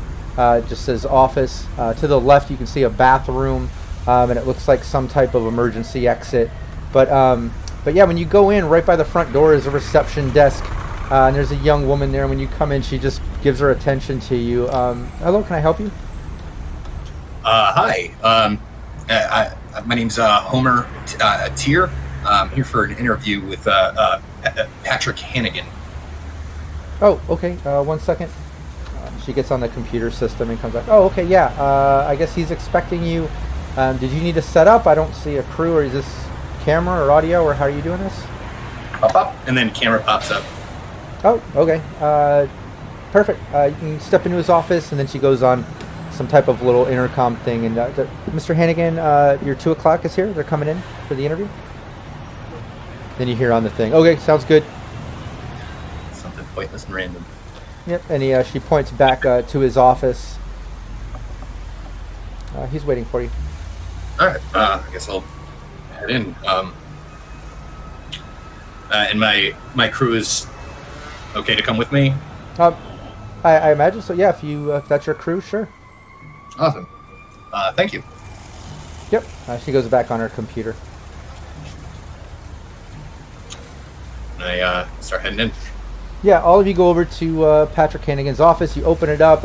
It's a large office, big desk, some sort of synth plant, some neon light artwork kind of aligning one wall. He has his own sort of window overlooking the city. His view on this side, you actually can see the corporate wall, and off a little more towards kind of like the west-north, you can see maybe a little bit of the LA cityscape, a little, at least somewhat of a view in here. But as you enter, you just happen to catch him, Looper, since you kind of are the first one entering the office. For a split second, you swear you're not positive, but you're pretty fucking sure. You hear him zip his pants up and just like and kind of like turn his computer. So you caught a quick glimpse of some porn, possibly. I'm not sure, maybe something pointless and random. But just for a second, as you enter, Lord. just a quick. My 2 o'clock. Oh, great. Come on in. So glad I was recording that. Oh, what's Is that? everyone in night get creepy? Nothing. Hi, Mr. Hannigan. Nice to meet you. Yep, I'm Patrick Hannigan. Who were you with again? I'm sorry, I didn't have it on my notes. I got an interview with a Media Corp from Night City. What's this? Yes. I'm Homer S. Tier. We're from a Media Corp, specialty media. I'm lying. Yeah. Give me a persuasion while you do that, or acting. I'll take either one. Honestly, I'd prefer acting. Okay, that's what I wanted to go with. Anyway. Don't forget, you got some +2s there. Use them. Yeah, make sure you use them. Chat's been rewarding them. I think you got a few of them. Thank you, chat. Thank I'm you. gonna use one of them +2. And I hope November Alpha 7. I hope that random and pointless was good enough. Horrible. That would be a 19. Nice. Nice. Yeah, you can tell he's believing it. He's like, oh, okay.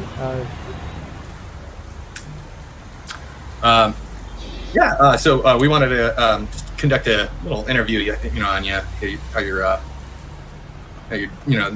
company that is doing pretty well for itself starting out. I mean, I heard some rumors of some rocky business, but with some other probably shady ass corp probably bribing their way into getting grants or something. Can you talk to us about that? You're probably referring to the city grant, the LA grant for the perpetual power silos and that whole setup. Is that? That's what it was. It was. Yeah. We didn't get the grant. We were in the ring for it. I think we made it all the way to the final tier. There was like 4 of us. And then we got down to the finals. It was Indy Powers. It was LA Energy, which is Uncle Lucia's company, their division of LA Energy. We got down to it, and we didn't win it. As far as you're saying, blackmail things for a grant, I didn't hear anything about that. That's kind of crazy, but they won it. And just off the record, fucking don't deserve it at all. That should have been us, absolutely. But but they won it. It is what it is. Well, I mean, any plans to recoup those losses? Anything in the pipe works? I mean, we can't recoup losses. I mean, we didn't lose anything per se. I mean, we didn't get the grant. We didn't get the gig. We're still carrying on as normal. We still got our contracts with different energy setups, different corps, and new constructs. Obviously, we're not getting the big city job. We don't get to work with the perpetual energy silos. I really wanted to get in there. I swear our tech would have would have blown that shit away. That division of LA Powers, those guys, like I said, off record, man, they don't deserve it. We would have totally had that thing running by now. But please just keep that off the record. I don't want to come across like an asshole. You know what I mean? Of course. Yeah. Just continuing off the record, I'm just curious, like, why don't they deserve it?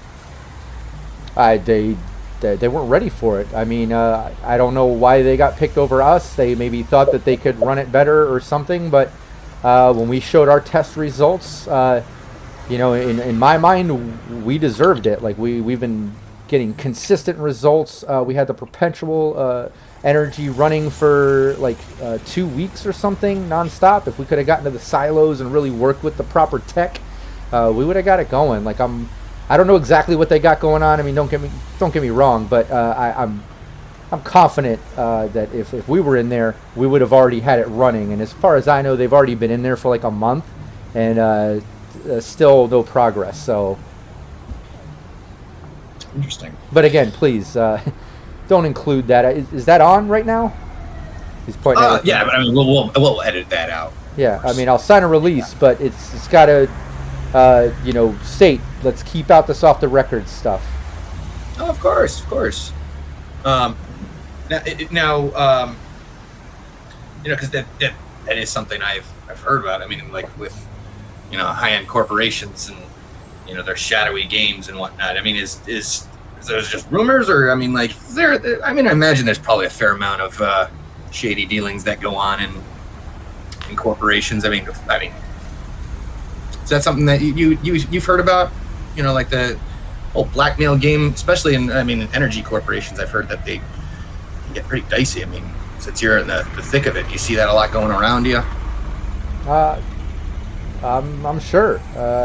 Yeah, the corporations are always cutthroat. I try not to,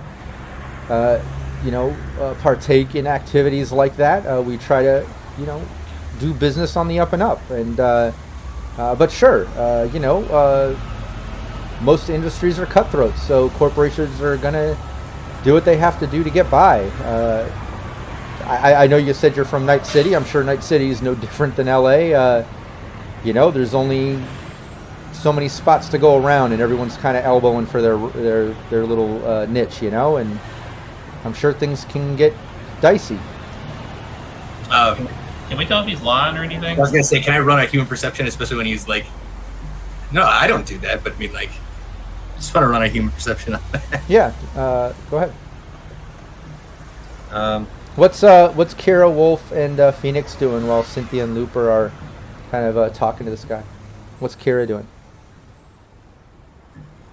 Kira's just, she's just hanging out. She's not trying to draw any attention. She's just trying to keep an eye and listen. And much else right now. What about Wolf? Looking around. Wolf's got his agent out. He's playing Elfline's Online Mobile. Nice. This stuff's boring. Hey, shout out to April in chat. Stiletto Assassin, what's up? What's Phoenix doing? She's the producer. I'm listening to all that, but I'm looking around on his desk trying to be nosy on what this paperwork he's doing. And on his, I know he put his laptop down, but I'm trying to be nosy on paperwork on his desk. Sure, give me a perception. And yeah, Looper, you didn't give me that human perception, did you? 19. We didn't bring Emma, did we? Oh, okay. No. I thought she would have come. Yeah, I would imagine Emma would be with you, and Anchor. That's a big crew. Yeah, we caught. Film crew run deep. That makes sense. She looks tech too. I was just wondering if she could get into anything around here while he was being distracted by them. But yeah, you, Looper, just talking to him. Yeah, it seems like things he is saying is coming across genuine. That's the read you're getting. Interesting. Well, so I mean, do you have any new projects in the work? And I'm just going to try to distract, and hopefully Emma maybe can be pulling stuff while I'm talking to him. But yeah, any new exciting projects in the work? I mean, since that deal didn't go through, I'm sure you guys got other stuff in the pipeline. Yeah, hold on 1 second. Unfortunately, I just got a message of a delivery out front. We got to take a 5-minute bio break. Just real quick, I apologize to chat and everybody here. I thought that was... No, I'm being honest. This is real life. I just got the message on my phone. I just happened to see it. I thought you meant Indy Power. life. No, this is not. Like it out front. This is not Dude, that's Patrick like a Hannigan. This is Rob Mulligan. 1 second. Be right back. Right back. I'll leave the mics hot. Sorry. Oh, I thought he was still in here. It's like, gotta take a bio break, gotta run outside. I'm like, don't you have people for that? I was like, what, you're taking deliveries yourself? No, that seems suspicious. Man, this company is really on its last legs. We should ask about that tech who was working on the perpetual energy system for him. Yeah, he seems, I don't know, he seems kind of clean. That's why I said this seems like a setup. It sounds too Well, that's easy. what I'm saying. Let's ask about the tech because he actually has motive. I mean, yeah, obviously the CEO is kind of pissy because he did miss out on a contract, but if I was working on something for so long, got it working just to get passed over, I'd be a little miffed. So it's worth looking into. I think I'll run some interference and walk over to like Emma and show her my elf lines online so she can, while she's gesturing, it's not going to look too suspicious. I was seconds away from just like looking over at Wolf and just being like, lock the door. Oh no.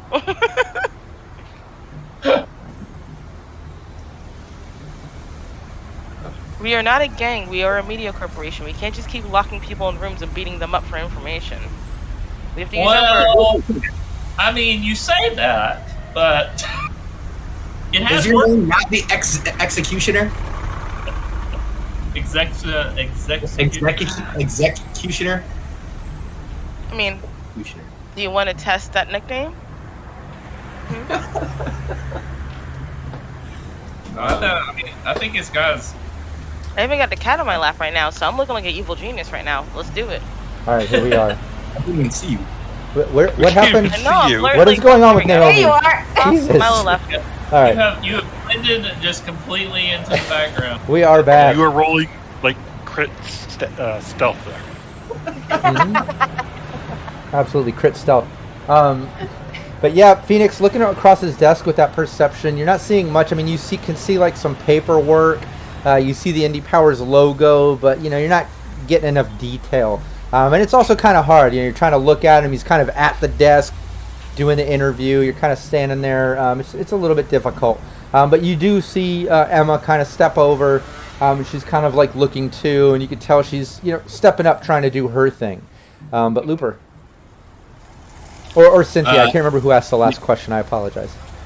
Oh, because I was just asking if he had any new projects in the pipeline. Basically, just keep him talking and distracted so that hopefully Emma can... Oh, yeah. Yeah, no, he goes...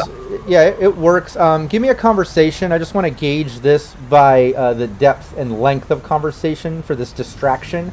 And if Cynthia or Phoenix, since you three are kind of right up front, being the exec and the producer, if you two can think of a way to assist Looper... I'll take one of your conversations to see if we can give Looper a +1, depending on your success rate. If one of you can think of a creative way to back up Looper or keep the conversation going and distracted, as Looper is kind of asking any new jobs in the pipeline for Indy Powers, any new gigs coming up. I'm gonna use one of these +2s if Sure. all don't mind. Yeah, I think it was just probably just chime in too. Like, yeah, we definitely want to give credit to all your scientists and who you work with, because you say that they have, not very well people per se, but give some credit to all of your work you're doing. We're giving an interview here, show everything that you're doing. I like that. Yeah. Give me a conversation or persuasion for you, and let's see what that is, and this will determine if Looper gets a +1 assist there. I'll give a +2 assist to that because I think that's really good. That's creative. It's kind of playing into what Patrick Hannigan was just recently talking about. Okay, let's do persuasion since she's just a little bit more pushy. Looper, don't stab him. He's over there laughing like he's gonna stab somebody. I don't know. No, I just did. Ooh, not very good. He said when Yeah. you stepped away that he was about to tell me to lock the door.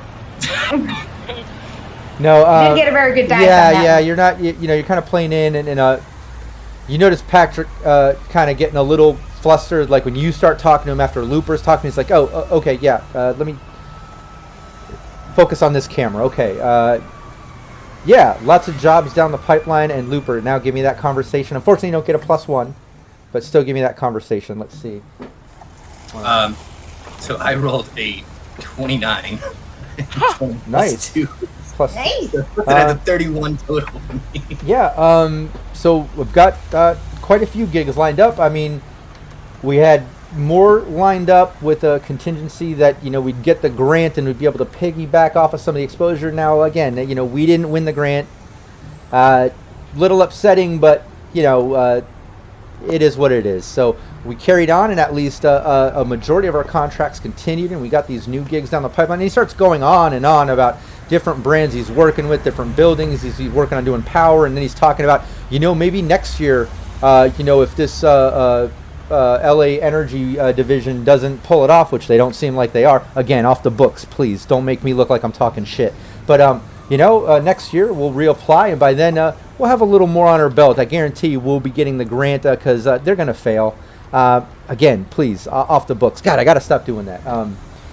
So yeah, and he goes on again, but yeah, Looper, you're keeping the conversation going, completely baiting him, and he continues, and it gives Emma enough time to kind of get in that system, because you clearly see her doing this sort of stuff. And for a moment, she even gets into some dicey maneuvers. You can tell she's like dealing with a black ice or something, and there might have been a sticky situation there. But I'll be damned if Looper didn't get like a fucking 30 or some shit on conversation. I can't take that from him. Emma, she goes through all these things, and you're keeping Patrick's attention and that conversation going. And after a while, you see Emma kind of like back up, and she looks at all of you and just kind of gives you that look again. Phoenix, you're very familiar. Cynthia's familiar. It's that sort of look like, okay, I got some shit. That sort of look. Okay. I'm curious, Mr. Hannigan. Would you like to tell us about the employee you were working with for the Perpetual? Like, give him a shout out in the article, because honestly, with where media works and we've noted some articles, the people love when CEOs give praise to their employees. And I know you mentioned that he worked really hard on it, so I was, just checking and see if you'd be willing to name drop for him and let him have a little piece of fame. Yeah. 10 seconds of glory. Oh, absolutely. Yeah. Most of my workers are. They put in their heart and soul into this, and I wouldn't be where I was if it wasn't for them putting in the blood, sweat, and tears, so to speak. So he goes on, kind of talking about again, like his scientists, kind of the things that Phoenix was trying to get him to do, but unfortunately she couldn't really get it going. But Cynthia, maybe you're right up there with Looper. You're able to kind of get him to talk about that stuff. And yeah, he gives a shout out to his employees, his scientists, all that sort of stuff. He just gives credit to his people. Awesome. That'll be great for B-roll and everything. Yeah, sure. Hey, my baby Bailey. Oh. She came to give kisses. Lots of kisses. Lots of kisses. Thank you. I'm playing. She's had a rough past couple weeks, by the way. Positive energy out to my baby girl Bailey. We've been having to give her IVs and fluids because she's been having kidney problems in her older age, and it's been really rough on us. But positive energy out to my baby girl Bailey. I'm glad she made it on camera. Yeah. She's wagging her tail when you're talking. Oh yeah. It's all good. So best wishes. Yeah. Hey. Would it be okay if we do like short interviews with the other employees in the building? I mean, yeah, I would, if it's okay with you, I'd love to like schedule that at a different time. I'm kind of pressed with this, and like if I pull them off, then it's even more time off. But I have no problem scheduling. I'm completely free next week, anytime Wednesday through Friday. I can give you guys an hour, maybe get one of my scientist crew in. Unfortunately, as you know, like we are based in Night City, so we won't be here for all that longer. Maybe if we can like talk to the lead of like a project or something like that, just a quick 5 minutes is really all we would need. Sure. Yeah. I can. Quick 5 minutes. Hold on one second. He gets on his comm, and you see it kind of chiming on one of the numbers. He's like, "Mike, are you available?" Just a quick 5 minutes, and then you hear the guy. Yeah, I mean, I'm dealing with the new contracts, but sure, yeah. Interview. I'm at my desk. Yeah, right outside my office. First desk on the right. That's Mike. He's kind of my project manager. That's my right-hand man. Feel free, talk to him, but please don't take much of his time. He's been so stressed out over his new contracts and stuff. Absolutely. No, I completely understand. We just want a quick, just a quick singing of praises for you and the company, just so we can have it for additional footage. Sure, yeah. Well, appreciate your time, Mr. Hannigan. Yeah, thanks so much. Yeah, Thank you. I'll sign any release. Just email me a release form, I guess, if you don't have one on you. But please include the redacted spots. Anytime I said off the record, don't include that, please. Oh, yeah, of course. I'm so sorry. We should have done that before the interview. Cynthia, being the exec that she is, already has, legal forms. Just Oh, yeah, you guys got cast release forms and stuff. You make a note about redacted parts or whatever, just to satisfy him, and he signs it. Awesome, yeah, when this comes out, just send me a copy. I'd love to see it. All right, fantastic. All right, let's go talk to Mike, you said? Yeah, Mike. Let's go chat with Mike, get 5 minutes, and then we be out of here, guys? Yeah. All right, let's do it. Thank you again, Mr. Hannigan. Of course. He goes back to his work. As you leave the office, Looper, out of the corner of his eye, swears he saw him bring up some porn on his computer, and swears he heard a little zipper sound, but he can't confirm it. He thinks he's not sure. He sure is busy.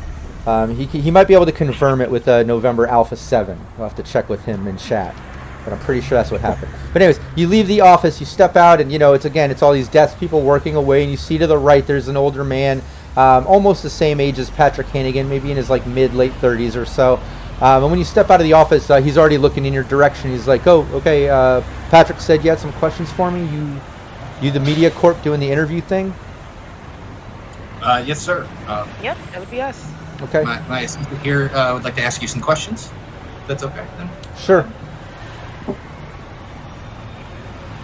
First and foremost, name. Mike. Okay. Mike, we were Mike, what? Sorry. Yes. For the camera. Mike Penter. Thank you. Thank you.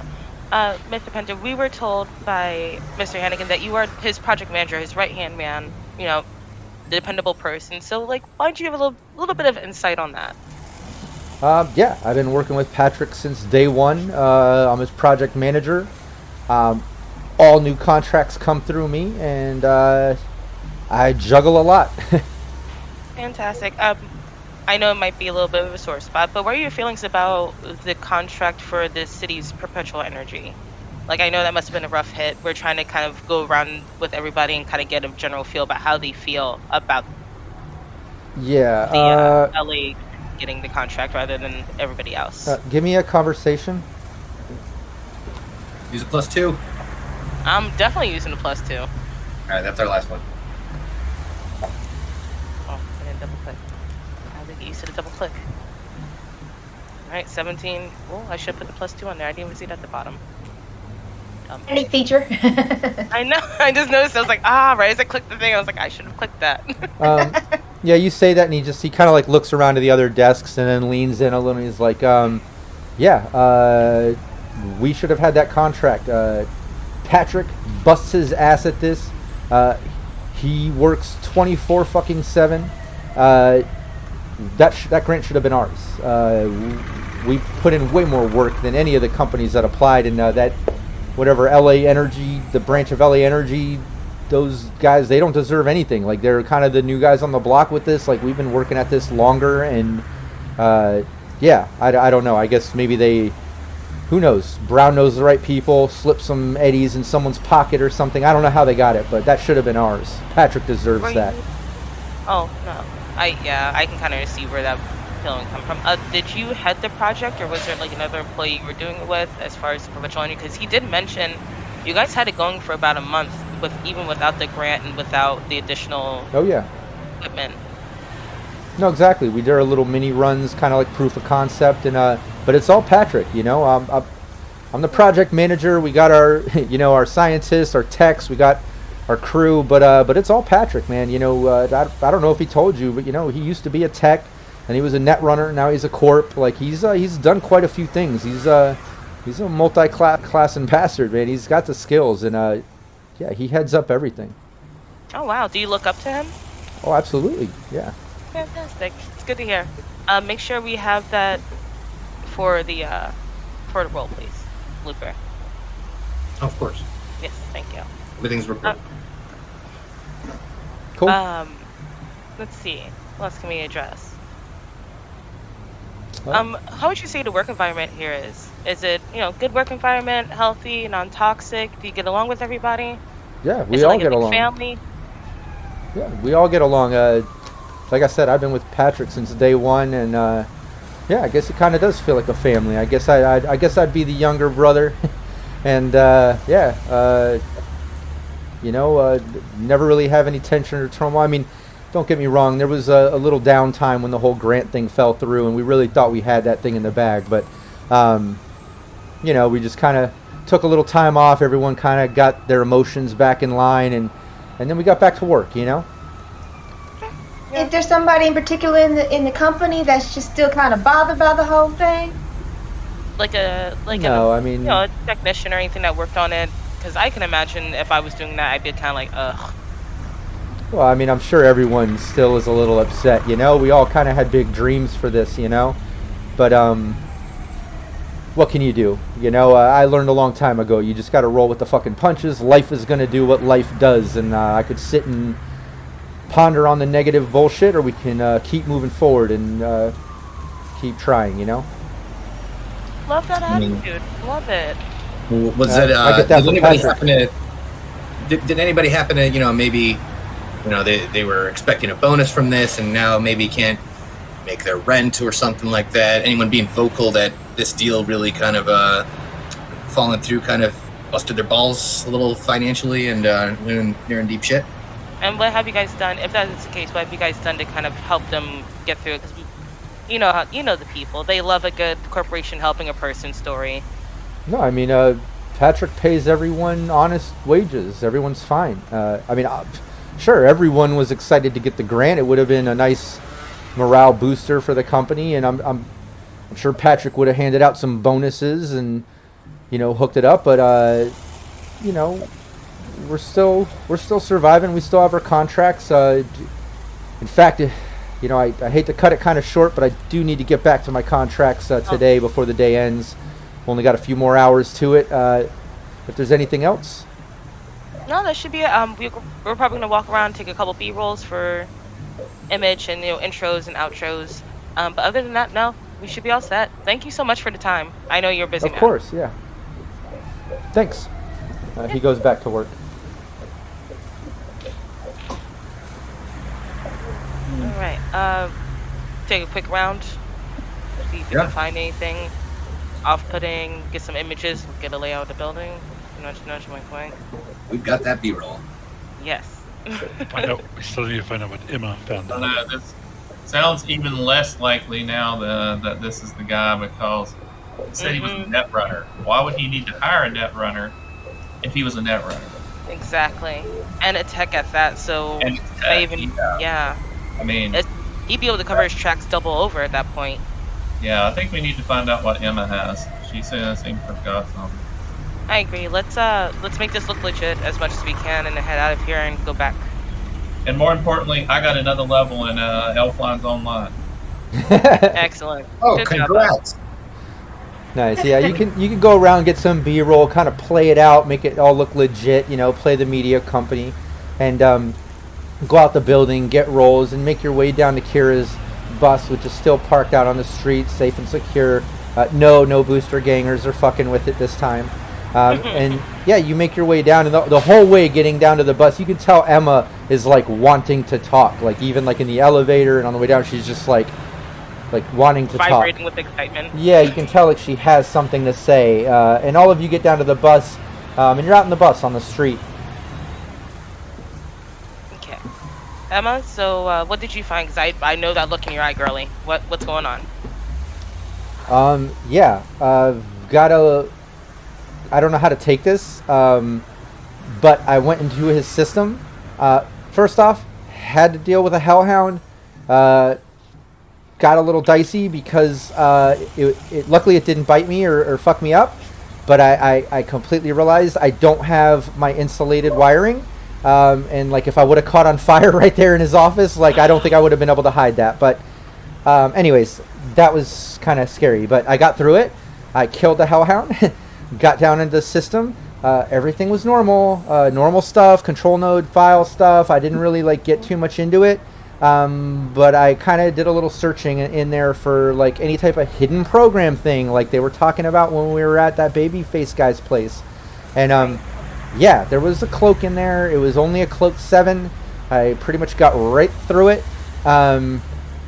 Yeah, I could see that guy Bite dropped in some program in there.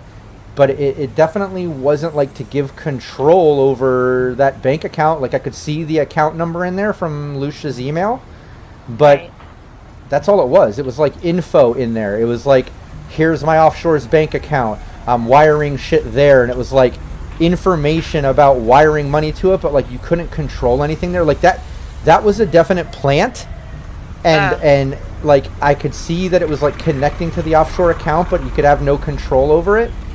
And yeah, like it's not for him to control. It's really just a kind of a way for the trail to be offset from whoever Somebody's actually is. setting Right, him it's- up. Yeah. What was that, Wolf? So we have 2 setups going on. Someone right is setting him up. Someone's definitely setting him up. now. Yeah, Setting them both and up. yeah, and I could basically see that this offshore's account, yeah, it runs offshores. It's an anonymous account, but I could see the wires. Like I could see the after transfers because I could actually like follow the account from this information that was planted. Like whoever planted it there, like they had to have known the account or had control over it. And yeah, it traces back to your uncle's office. Huh? Yeah.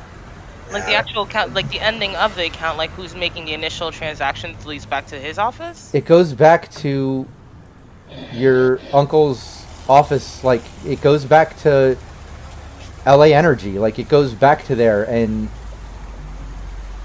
it looks like it goes into Tyson's computer. Oh, we need to check that out. Oh boy. Oh, well, No. that definitely is a turn of events. Dun-dun. Yeah, right? Doubling. What? Oh Lord, somebody give me a cup of hot tea. What's going on? Do you Give guys me a wanna- second. Shh, turns on the burner. Do we want to head back to the hotel and discuss this, or do we want to go directly to LA Energy and see if we can get to the computer? Let's get to the computer. Let's get this taken care of, but let's not let anybody like Lucius or anybody know what we're doing. This is insane. We can't even tell your uncle what's going on. No, Yeah, we don't know what. Yeah, I say we You know just what? march I to mean- LA Energy because Yeah, my let's just- give me access, so we could just march in and literally just commandeer his computer real quick. Yeah, he gave us access to everything. So let's just head straight there. And thank you for the tea, darling. All right. Not Yeah, a you- problem. Yeah, As you she easily. jumps into the driver's seat. Oh yeah, yeah. You got some tea. You're able to kind of sip and simmer on this new information as you make your way to LA Energy, to Lucia's division and into his office, and you make your way up there, and yeah, the everyone's just working away. You know, it's midday. About now, it's getting towards the evening hours. In fact, as you come in, Lucia is actually he's got his case with him. He's got his jacket over his shoulder, and as you're coming in, he's actually getting ready to leave the office because it's about that evening time. And as you come in, he just says, "Oh, I wasn't expecting you all to come back.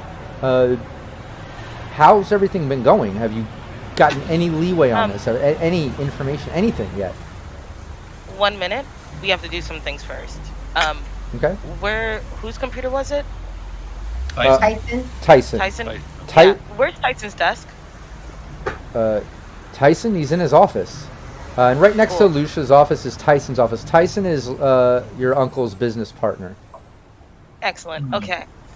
Guys, let's go. Come on. He- I'll explain everything later. Yeah, as you're going by, he kind of stops you, Cynthia, and he's like, "What is this about? Why are you talking to Tyson about what's going on? Why are you acting I like will- this?"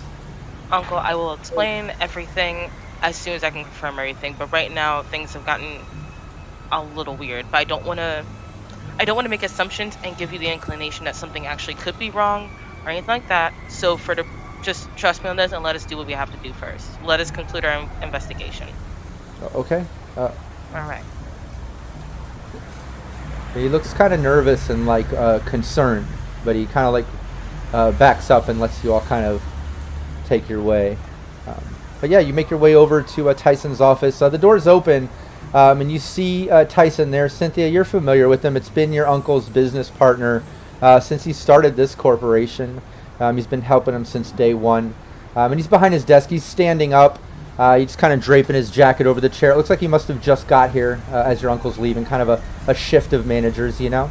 But he's just kind of settling up. He's kind of opening up his computer, booting it up. And as you all step in, he's like, "Oh, Cynthia.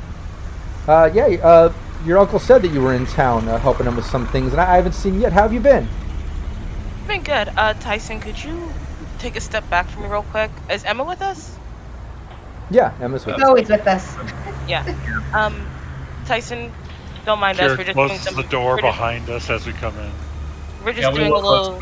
the- We're just doing a little data check real quick. Step away from computer, Emma. If you don't mind, hop in there and let me know what you find. Whoa, wait, what is this about? What's going on here?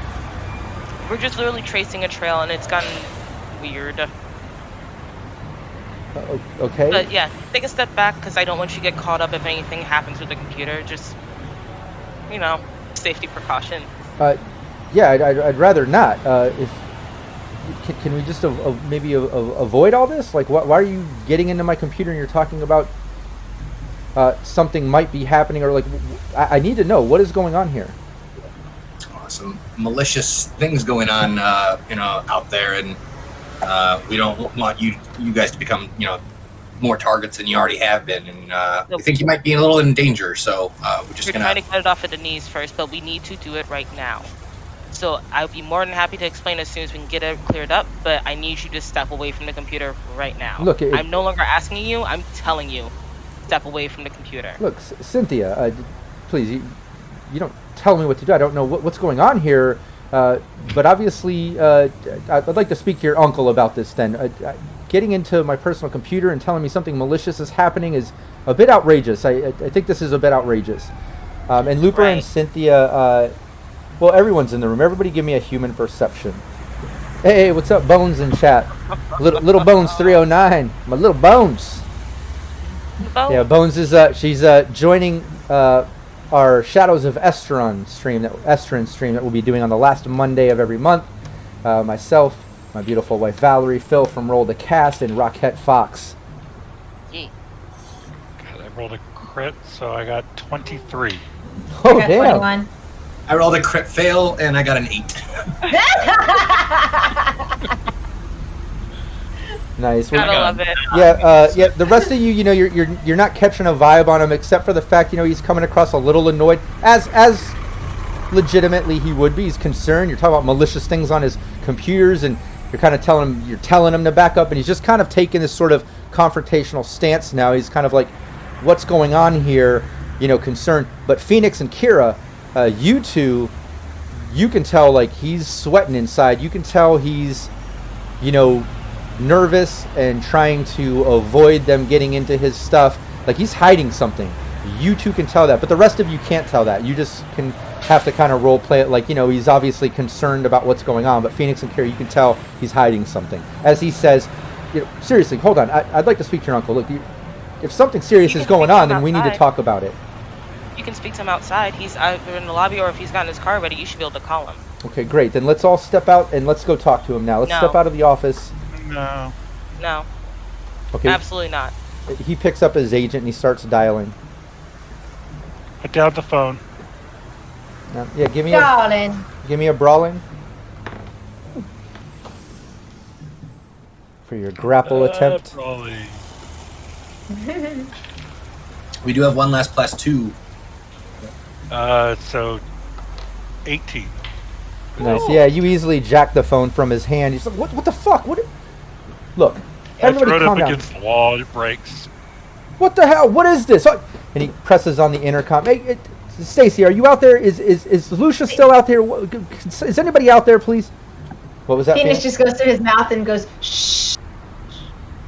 You're To save you all a little trouble if you just cooperate, because you're just making yourself like a fool. There's some thing on your computer that can make it break you. We got some information that off of there, that ping. It makes you look like a porn, like you're into some shitty porn. We just want to make sure it's not there. What? Yes, this is fun to look at it. That's why I'm trying to tell you. There's something very incriminating on your computer. It That's is why I'm not. Okay, Cute. then look. Then I'll have our office netrunner take a look. I'll handle this. No. This isn't Let us do something. it in-house. We've been tasked by Lucia himself to do this investigation. Then I would need So to speak to that him. he And doesn't obviously, also- you just broke my phone. Call your uncle on speaker real quick, just so this gentleman can speak to him. Yeah, more than happily. Cynthia pulls out her phone and calls Lucia. Hey, Emma, go ahead. I'm gonna start recording. Yeah, you Yeah. see Emma, start messing as if she's trying to get in a system, and then you see Tyson kind of, what's going on here? Stop that, miss! And he like walks over, reaching over to I'm gonna grab get in Emma. between him. I won't let him get to Emma. I'm gonna get in between him. Yeah. Nice. Yeah, give me an athletics check. Kira would have been the same. Yeah, give me an athletics Sure, check, good stuff. Kira and Wolf. And then Cynthia, yeah, you get Lucia on the phone, and he answers right away. And he's like, Cynthia, what's up? I'm still in the building. I'm actually down at the lobby. What's up?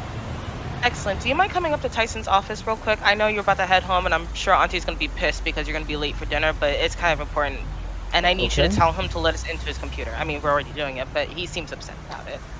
What? Wait. Okay. What's going on? I'll be I right will there. explain if you get in the office. Listen, I will explain as soon as you get in the office. We have to let Emma do her thing. You remember Emma. We're going to let her do her thing. Once we have all the information, then I will explain everything. But right now, it's imperative that I Okay. cannot tell you anything. I I can't. I'm coming up risk- right now. I can't risk changes. Okay, I'm on my way. Athletics He hangs up. 13. Yeah, you just got to beat a 13. What did you get? Wolf. I got a 14. Nice. Yeah, both of you easily kind of get in between him and Emma as he kind of reaches. Hold on, miss. What are you doing here? And he reaches, and both of you get in between. He's like, please, what is going on here? Well, we're trying to protect your interest, but you don't seem to want us to do that. Yes, you come in. Like he's hiding something. Well, telling you there's something dirty on that computer, and if the company finds out there's something dirty, then everybody finds out, and the company just looks dirty. So we just want to clean up your computer And and double check and make sure it's I not don't see there. what the problem is about that. A reminder, though, Phoenix, if you're lying like that, I need a persuasion or acting. But let's remember that you and Kira already did a human perception and determined he's hiding something. Kira kind of Yeah. just, said that, but you're pushing that there's a fake thing going on. But he knows that that's not there. You see what I'm saying? Yeah. So it's a little odd, but you can do that. But it is a little bit odd, but because you know that he's hiding something. You know what I mean? But give me Right. give me that persuasion. You got persuasion? Okay. Yeah. And I'm going to use 2 of my luck on that. So 2 luck. And boop. And a +2? We don't You got a have plus? Oh, hey, thanks, Chris. Cold Spider got a -2 in there too. Did it go through? That's perception. I need persuasion. Sorry, I didn't realize it didn't get out of the screen. Oh, and you got to There it take is. that +2 out of there. Or are you using a +2? Using my luck, Oh, okay, yeah. okay. All right, there it is. Nice. 16. Yeah, he's okay. Yeah, if there's some virus thing going on, then I'll have it cleaned up. Look, this is outrageous. I'm appalled by this. You're trying to enter my personal computer at work. I'll speak to Lucia. This is ridiculous. And it's about that time that Cynthia, your uncle Lucia, comes into the office. He just comes walking in, still has his jacket in case, and he just, what is this? What's going on here? Cynthia, what's going on?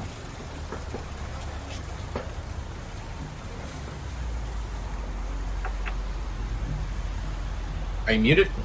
I'm muted. Oh no. Mute gods were appeased finally. Ah, I knew it couldn't last all night. I did. We almost went a full session without it happening. Emma, I know she's in net right now. How close do you think we are right now to her finishing up? It's hard to tell. She's still messing around, but Lucia just walked in. Cynthia, what's going on in here? Okay. We did research, and it's pinging back to Tyson's computer. What's pinging back to Tyson's computer? He's the one blackmailing you. We don't What? know that for sure. We don't know that for sure. It's why we're having Emma go through the computer. It's why I don't want him to touch the computer, because I don't want him to delete anything out before we have a chance to look at it. And Tyson, He's the one blackmailing So you. either one of two things is going to happen right now. Either he's guilty and we have more information, or he's not guilty and 2 branches off of that we have more information, or he's innocent and we completely get to clear his name. and Tyson But we starts. need to be in it. Tyson starts He's talking guilty. up. What? I didn't do anything. And he looks at you, Kara, and he's like trying to like shove his way through. I didn't do anything. That's ridiculous accusations. Young lady, get out of my. And he starts. Chair. And he's get out of my system, young lady. And he's like gesturing towards Emma as he's talking to you, Kara. This is ridiculous and outrageous. But yeah, give me a brawling, Kara. And I'm going to use 3 of my luck. And Looper, what are you doing there? Still filming? Mm-hmm. 17 brawling.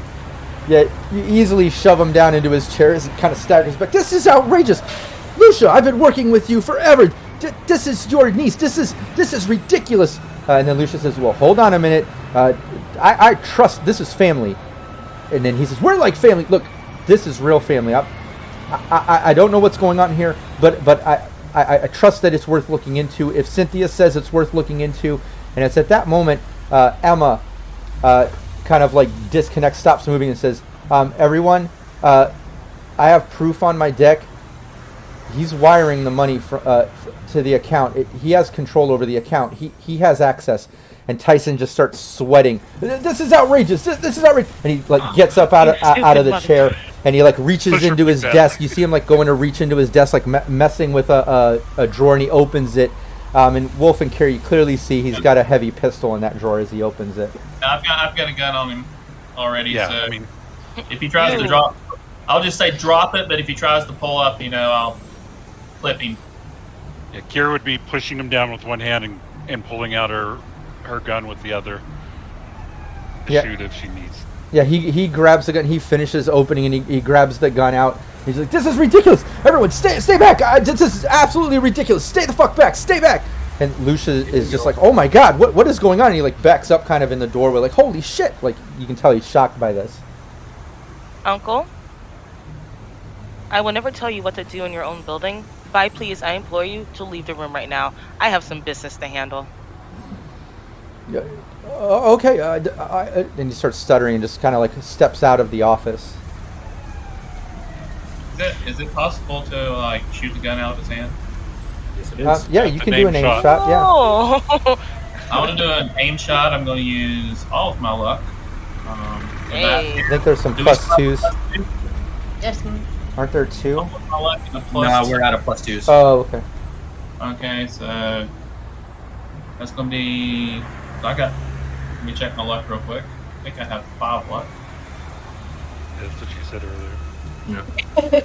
Got 5 luck, so 5 luck, and I'm going to attempt to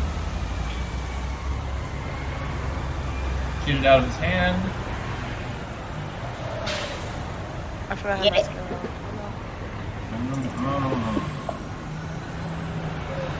eight. This is a pistol. Yep, Okay, cool. heavy pistol. Did you put your luck in it, the mod? No. Oh, I did not put the luck in it. Sorry, that should be 23. Okay, nice. So then minus the 8, I would put it at 15, right? Right. Nice. You just had to beat a 13. And yeah, Nice. you instantly shoot this Nice. thing out of his hand. Nice. Yeah, as he pulls up the pistol, Kira and everyone just back up, and you just clocks shoot it, him. pa-ping, and the shot just ricochets off as the gun kind of goes off and shatters as it hits the ground, and you see Tyson like, "Ah, what the fuck? Oh, calm down!" Or what was that, Kira? Kira just goes and slugs him. Nice. Yeah, give me your martial arts, or if you don't have martial arts, brawling. I can't remember if Kira. I don't have martial arts. Yeah, just give me brawling. What's the rest of my luck? 9, 10, 11, plus 12, 23. Oh yeah, he tries to dodge it, but in the panic, he's just like, "What the hell? What is it?" And then you just slug him. Give me the damage on that. I'm pretty I sure think it's I got only. some manacles. Phoenix, you got those? I think it's only 2d6. I only have a body of 5. So. I'm a little annoyed you got a little blood on me. I'm like, oh, thanks, Wolf, thanks.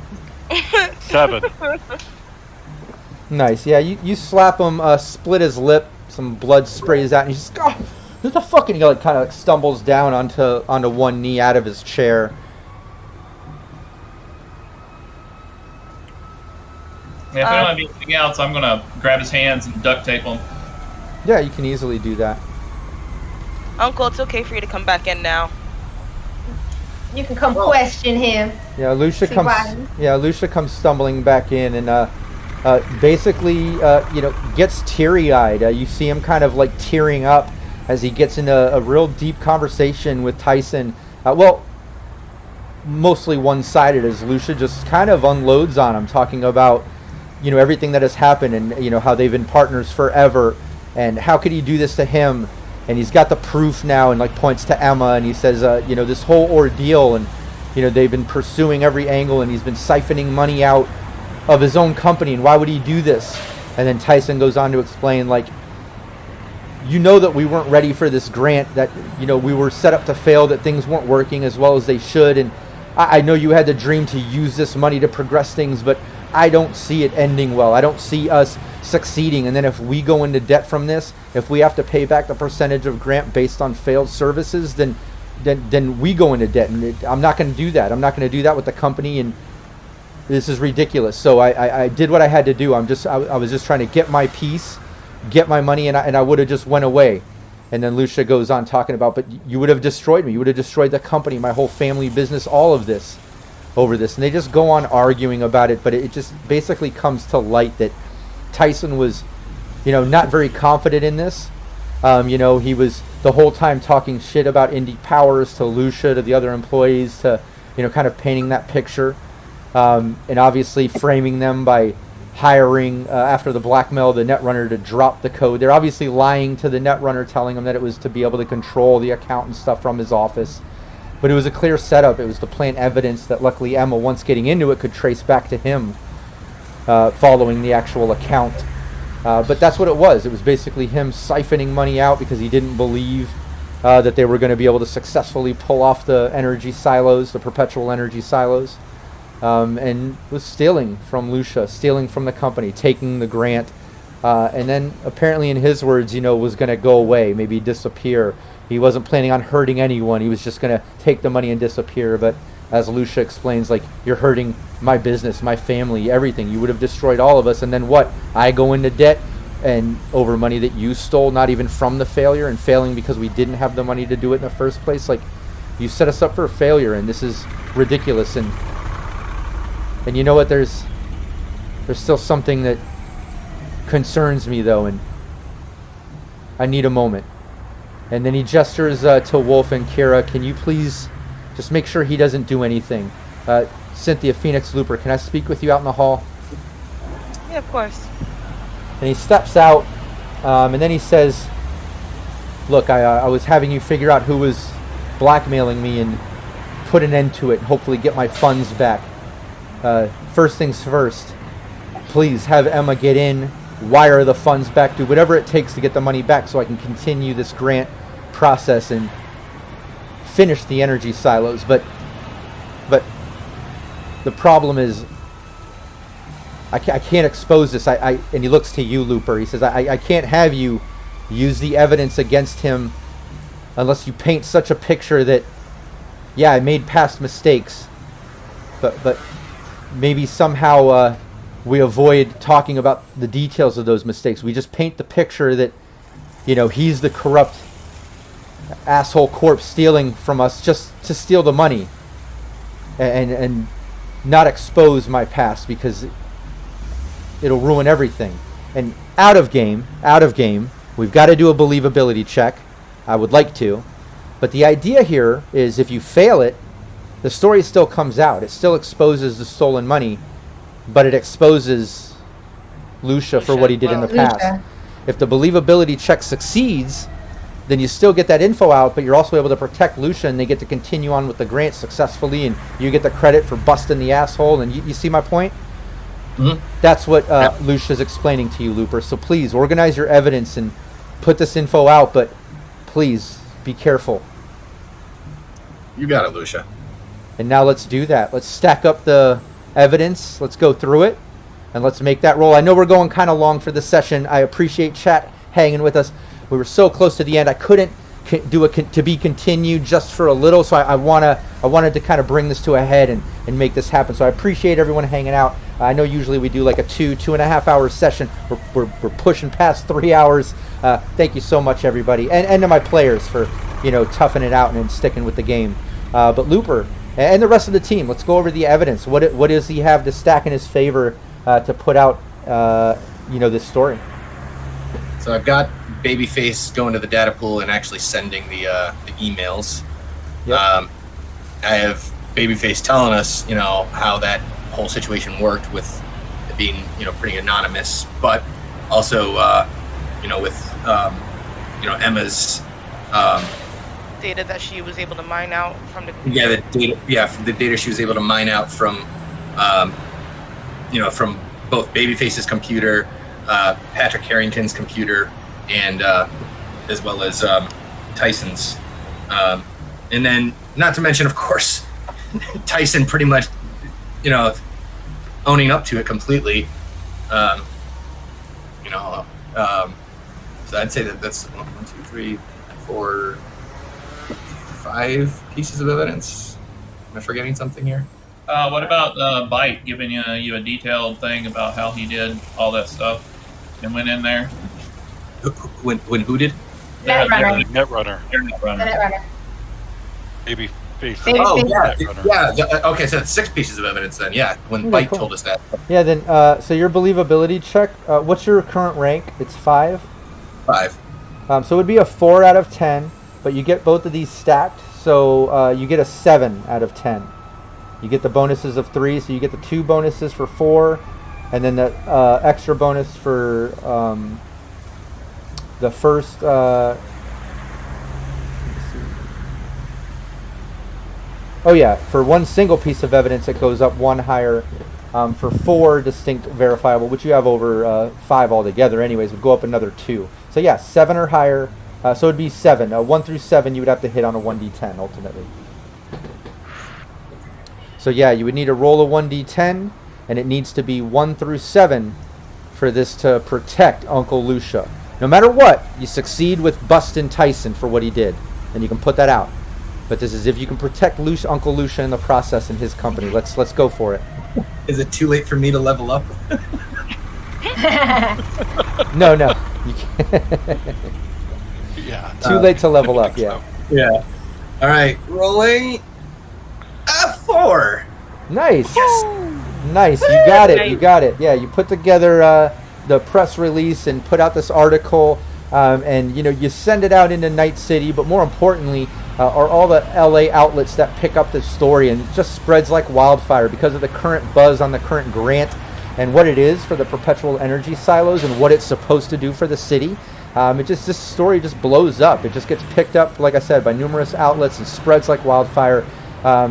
Tyson definitely does some time, just to kind of wrap up the end of it. You spend some time with Uncle and Aunt, maybe the next couple days, with some dinner and some celebratory sort of moments of the success of all this, and head back to Night City. But yeah, over the course of that press release, authorities come and bust Tyson. They put him away. He ends up doing a minimum of 10 years just for the blackmail and sort of espionage stuff with current LA laws. He might be lucky enough just to do about half of that time. But either way, you got him busted.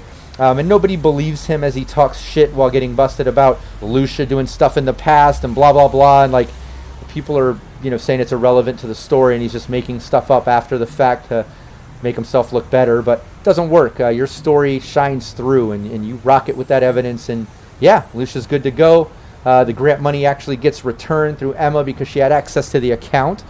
So he's able to kind of get their division of LA Energy going and successfully work on the energy silos. Now, however that kind of turns out over the next month or so, it should continue to progress, and hopefully over the course of the year, your uncle's successful with it. But in the very least, he's got the money back, the city's happy, and he's not exposed for what he did in his past youth, and Tyson is busted. So congratulations to the team. You successfully put out the article. You figured out who was blackmailing the uncle, and you protected Cynthia's uncle in the process. That was awesome. So congratulations. It didn't ruin your relationship. Made it stronger. Almost did. I was a little worried about the because I was just like, not that we needed it, but like any of that stuff that Patrick Harrington told us. But I was thinking, I was like, it's not like that. This contract's gonna hold up, in Night City. Like, that's not. We're not even in the United States technically anymore at that point. Right, and ultimately, like that's a contract for doing an interview about what he's doing. But this ended up turning into a hard case to bust a criminal activity. So none of that even matters anymore.